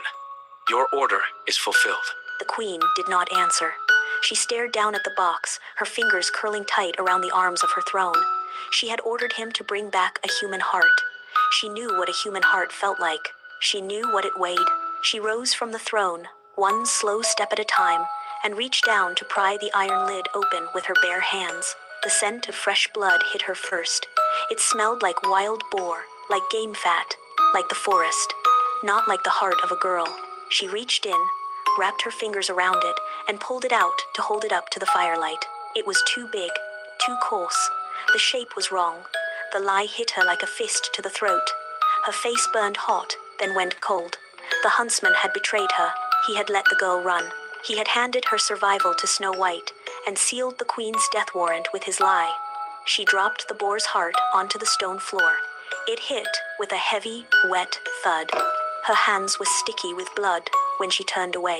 She slammed her palm against the twisted thorn frame of the mirror, the wood digging sharp into her sticky skin. The thorns did not cut her. They never did. They only held the glass, waiting for her command. "Show me again," she snarled, her voice rough and raw from the rage burning in her chest. What is my fate now? The mirror held still for 3 long heartbeats. No shimmer, no shift of light. It just looked back at her, a flat black reflection of the torchlight on the wall. Then the surface rippled, slow at first, then faster, like the current of a river pulling under the ice. The first image cleared. It was her, 10 years from now, lines around her eyes, her hands shaking when she poured wine, her voice cracking when she addressed the court. The courtiers did not look at her when she spoke. They looked past her, toward the door, where Snow White stood waiting. The vision shifted again. 20 years from now, the throne room was half empty. Tapestries had fallen from the walls. The great fire burned low, and no one bothered to restoke it. She sat alone on the throne, no one at her side, no one to bring her news, no one to answer when she called. The vision shifted a third time. It was her deathbed, A cold stone chamber. No candles, no one holding her hand, no one to close her eyes when the breath stopped. The face by the bed, the face that stood over her when she died, was always the same, Snow White. Every path, every choice, every turn of the calendar, it all ended the same way. Her downfall, her death, caused by the girl who still ran free in the woods. Before that, the mirror had only shown her decades of unchallenged power. Then she hunted the girl. Then the mirror showed her coffin. Then the huntsman betrayed her. Then the mirror showed her slow, lonely death. Every time she reached for violence, every time she gave in to fear, the future got darker. The end got closer. Slowly, the terrible truth dawned. It was not fixed. It was not written before she acted. The mirror was not showing her a fate that was waiting to happen. It was showing her the future that her own fear was building. The more I fight this, she thought, the closer it gets. Every order she sent after the girl, every poison she stirred in the cellars, every plan she wove to sneak into the woods and end the threat before it could grow, every single step she took to stop the vision of her death, it only pulled the vision closer. It wove the threads of that dark future tighter, until it became real. The mirror did not predict her fate. It reacted to it. It fed on her fear. The more afraid she became, the more certain the dark future grew. She had been running from the coffin this whole time, and every step of her run had pushed her straight toward it. Hundreds of miles away, deep in the old forest, Snow White woke at dawn every morning to the smell of pine and baking bread. The 7 dwarfs had given her shelter. They had given her a bed by the fire and work to keep her hands busy, and a promise that no hunter would find her there. For weeks, she slept through the nights, exhausted from running, grateful for the quiet. Then the dreams began. At first, they were just the same old nightmare. The queen stood at the edge of the clearing, a knife in her hand, her face twisted with rage. Snow White would run, her boots slipping on moss, her lungs burning, and wake with the sheets tangled around her legs. Then, the dreams changed. The queen was still there, in the dark chamber, with the thorns and the mirror. But she was not reaching for a knife. She was pressing her forehead to the cold glass, her shoulders shaking, silent sobs racking her body. She was not hunting, she was hiding. One morning, she woke before the dwarfs stirred, the dream still sharp in her mind. She sat up by the fire and let the truth settle. The queen was not her enemy, she was just afraid. Weeks passed. The queen did not leave her private chamber. She did not eat. She did not sleep more than a few minutes at a time. Her fingers shook when she reached for the vials of poison she kept on the table. Her knees buckled when she crossed the room to the mirror. Every time she closed her eyes, she saw the glass coffin. Every time she opened them, she stared at the dark surface of the mirror, waiting for another vision that would tell her the end was closer. She traced the thorn frame with a trembling fingertip over and over until the thorns cut into her skin. The blood dripped down the wood onto the marble floor. She did not wipe it away. She had tried every path. She had ordered the hunt. She had brewed the poisons. She had planned every disguise, every trick, every way to end the threat before it could end her. Every step had only pulled the coffin closer. There was no way out through more fear, no way out through more killing. She had to know there had to be one path left. One future that was not already stitched tight with her own blood. She pressed her forehead to the cold mirror glass. The chills seeped into her bones, but she did not pull back. She drew in a breath that burned her throat and screamed. The echo of her scream faded. No sound came back. No shimmer of glass. No glow of light forming an image. No cold whisper from the surface. The mirror stayed still, flat and dark, as if it had gone dead. The queen's breath caught in her throat. She held it, counting heartbeats against the glass. 1, 2, 3, 10, 20. She lifted her head, her fingers curling around the edge of the frame until her knuckles ached. Was this the answer? No vision at all? No way out? She opened her mouth to scream again, to demand the mirror keep its promise when the glass finally moved. A faint shimmer rippled from the bottom edge, slow and gentle, nothing like the violent heaving of the previous visions. The darkness pulled back, soft at first, then sharp and clear. It showed this very chamber, the same torchlight, the same marble floor, The twisted black thorn frame stood exactly where it stood now, and standing right in the center of the room, between the queen and the mirror, was Snow White. She did not hold a sword. She did not reach for the queen's throat. She held out one open hand, palm up, no weapon hidden in her sleeve. Behind them, against the far wall, the throne stood against the stone. It was not empty. It was not crowded. There was space for two people to sit, side by side. No one pushed out, no one replaced. The glass coffin was nowhere to be seen. No pale, lifeless body, no stolen crown perched on an enemy's head. The image held steady, clear as the torchlight that spilled across it. The queen's knees went weak. For the first time in months, a sliver of something soft pushed through the fear in her bones. Could this be real? 3 days passed. The queen did not sleep. She did not eat. She stood by the mirror from dawn until dusk, the poisoned apple curled tight in her right hand. She had planned every step. When Snow White walked through the door, she would offer the fruit as a peace offering. She would smile and watch the girl take a bite, and the threat would end before it began. The vision echoed in her head, over and over.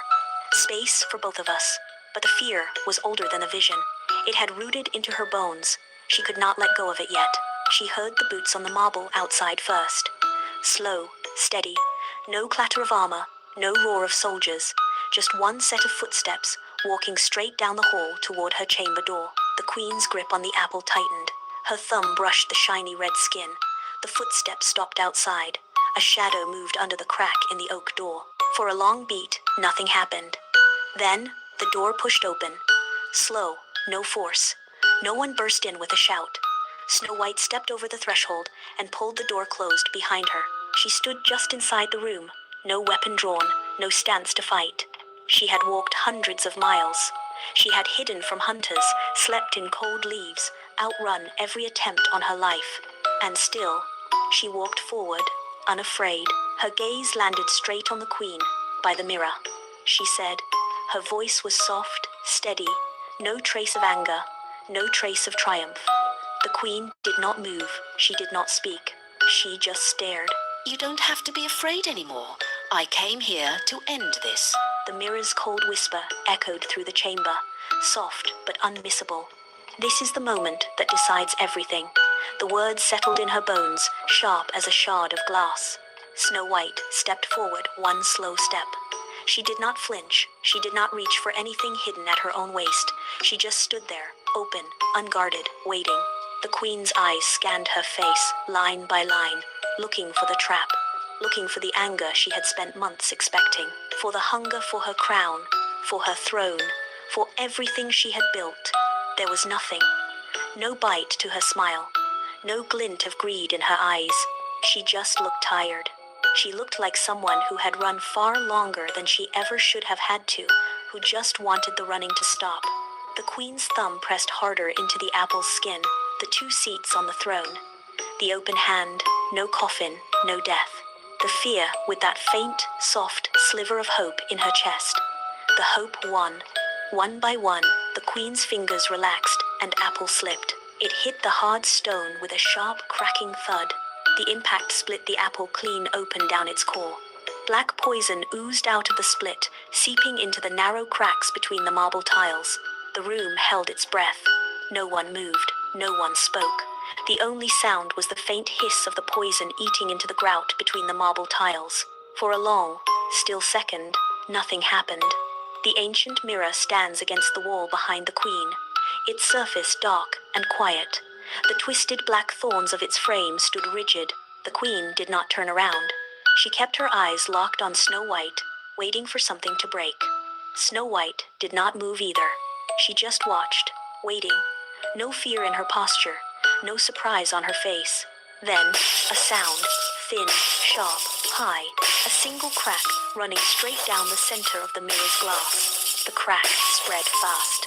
It branched left and right, splitting into 1,000 smaller lines, covering the entire surface before anyone could draw another breath. The glass shuddered. A fine dust of tiny splinters rained down first, hitting the floor with a soft, dry patter. Then the whole panel gave way. Thousands of shards cascaded off the frame, clattering against the marble, skittering across the floor to stop at the queen's boots. The air shifted. The cold, heavy weight that had pressed down on the chamber for years lifted, all at once. No cold whisper, no more waiting, no more visions of blood and coffins and death. Every dark future the mirror had ever shown the queen vanished, along with the glass that held them. No shadow remained. No threat hung in the air. It was gone.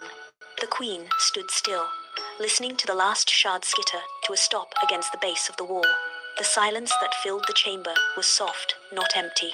It was the kind of silence that comes after a long storm, when the wind has finally died and the air feels clean again.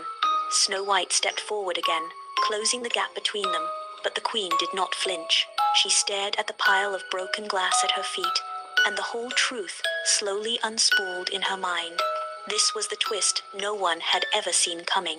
The mirror never predicted a fixed destiny. It never had a power of its own to force fate to fit its visions. It only reflected what the queen already carried inside her. It shaped the future out of her fear. Every night she had come to this chamber, trembling with the need to control what came next. Every time she saw a shadow of death, she reached for a knife. Every order she gave to hunt Snow White. Every poison she stirred in the dark cellar. Every disguise she sewed to sneak after the girl. Every step she took to stop the vision, she pulled that vision closer. She made it real. Her fear fed the mirror. The more afraid she grew, the darker the visions became. The queen turned her head and looked at the bare stone wall where the mirror stood. The dark stain the frame had left over years was still there, but it was just a stain now. No magic clung to it. No future waited there. She let her shoulders drop. The knot of tension that had sat between her shoulder blades for years loosened. All at once, the moment she chose to drop the apple, to set down her fear, fate itself changed. There was no longer a coffin waiting. There was no longer a rival waiting to steal her crown. There was just two women in a quiet chamber, breathing the same clean air. Snow White reached out and rested her hand lightly on the queen's forearm. The queen did not pull away. The twist was never the magic of the mirror. It was never the power of the crown or the claim to the throne. The most dangerous magic the queen ever faced was never in the glass. It was the fear of what might happen. Fear shapes its own future. When you let go of the fear, you let go of the future it would have made. And that is how fate changes.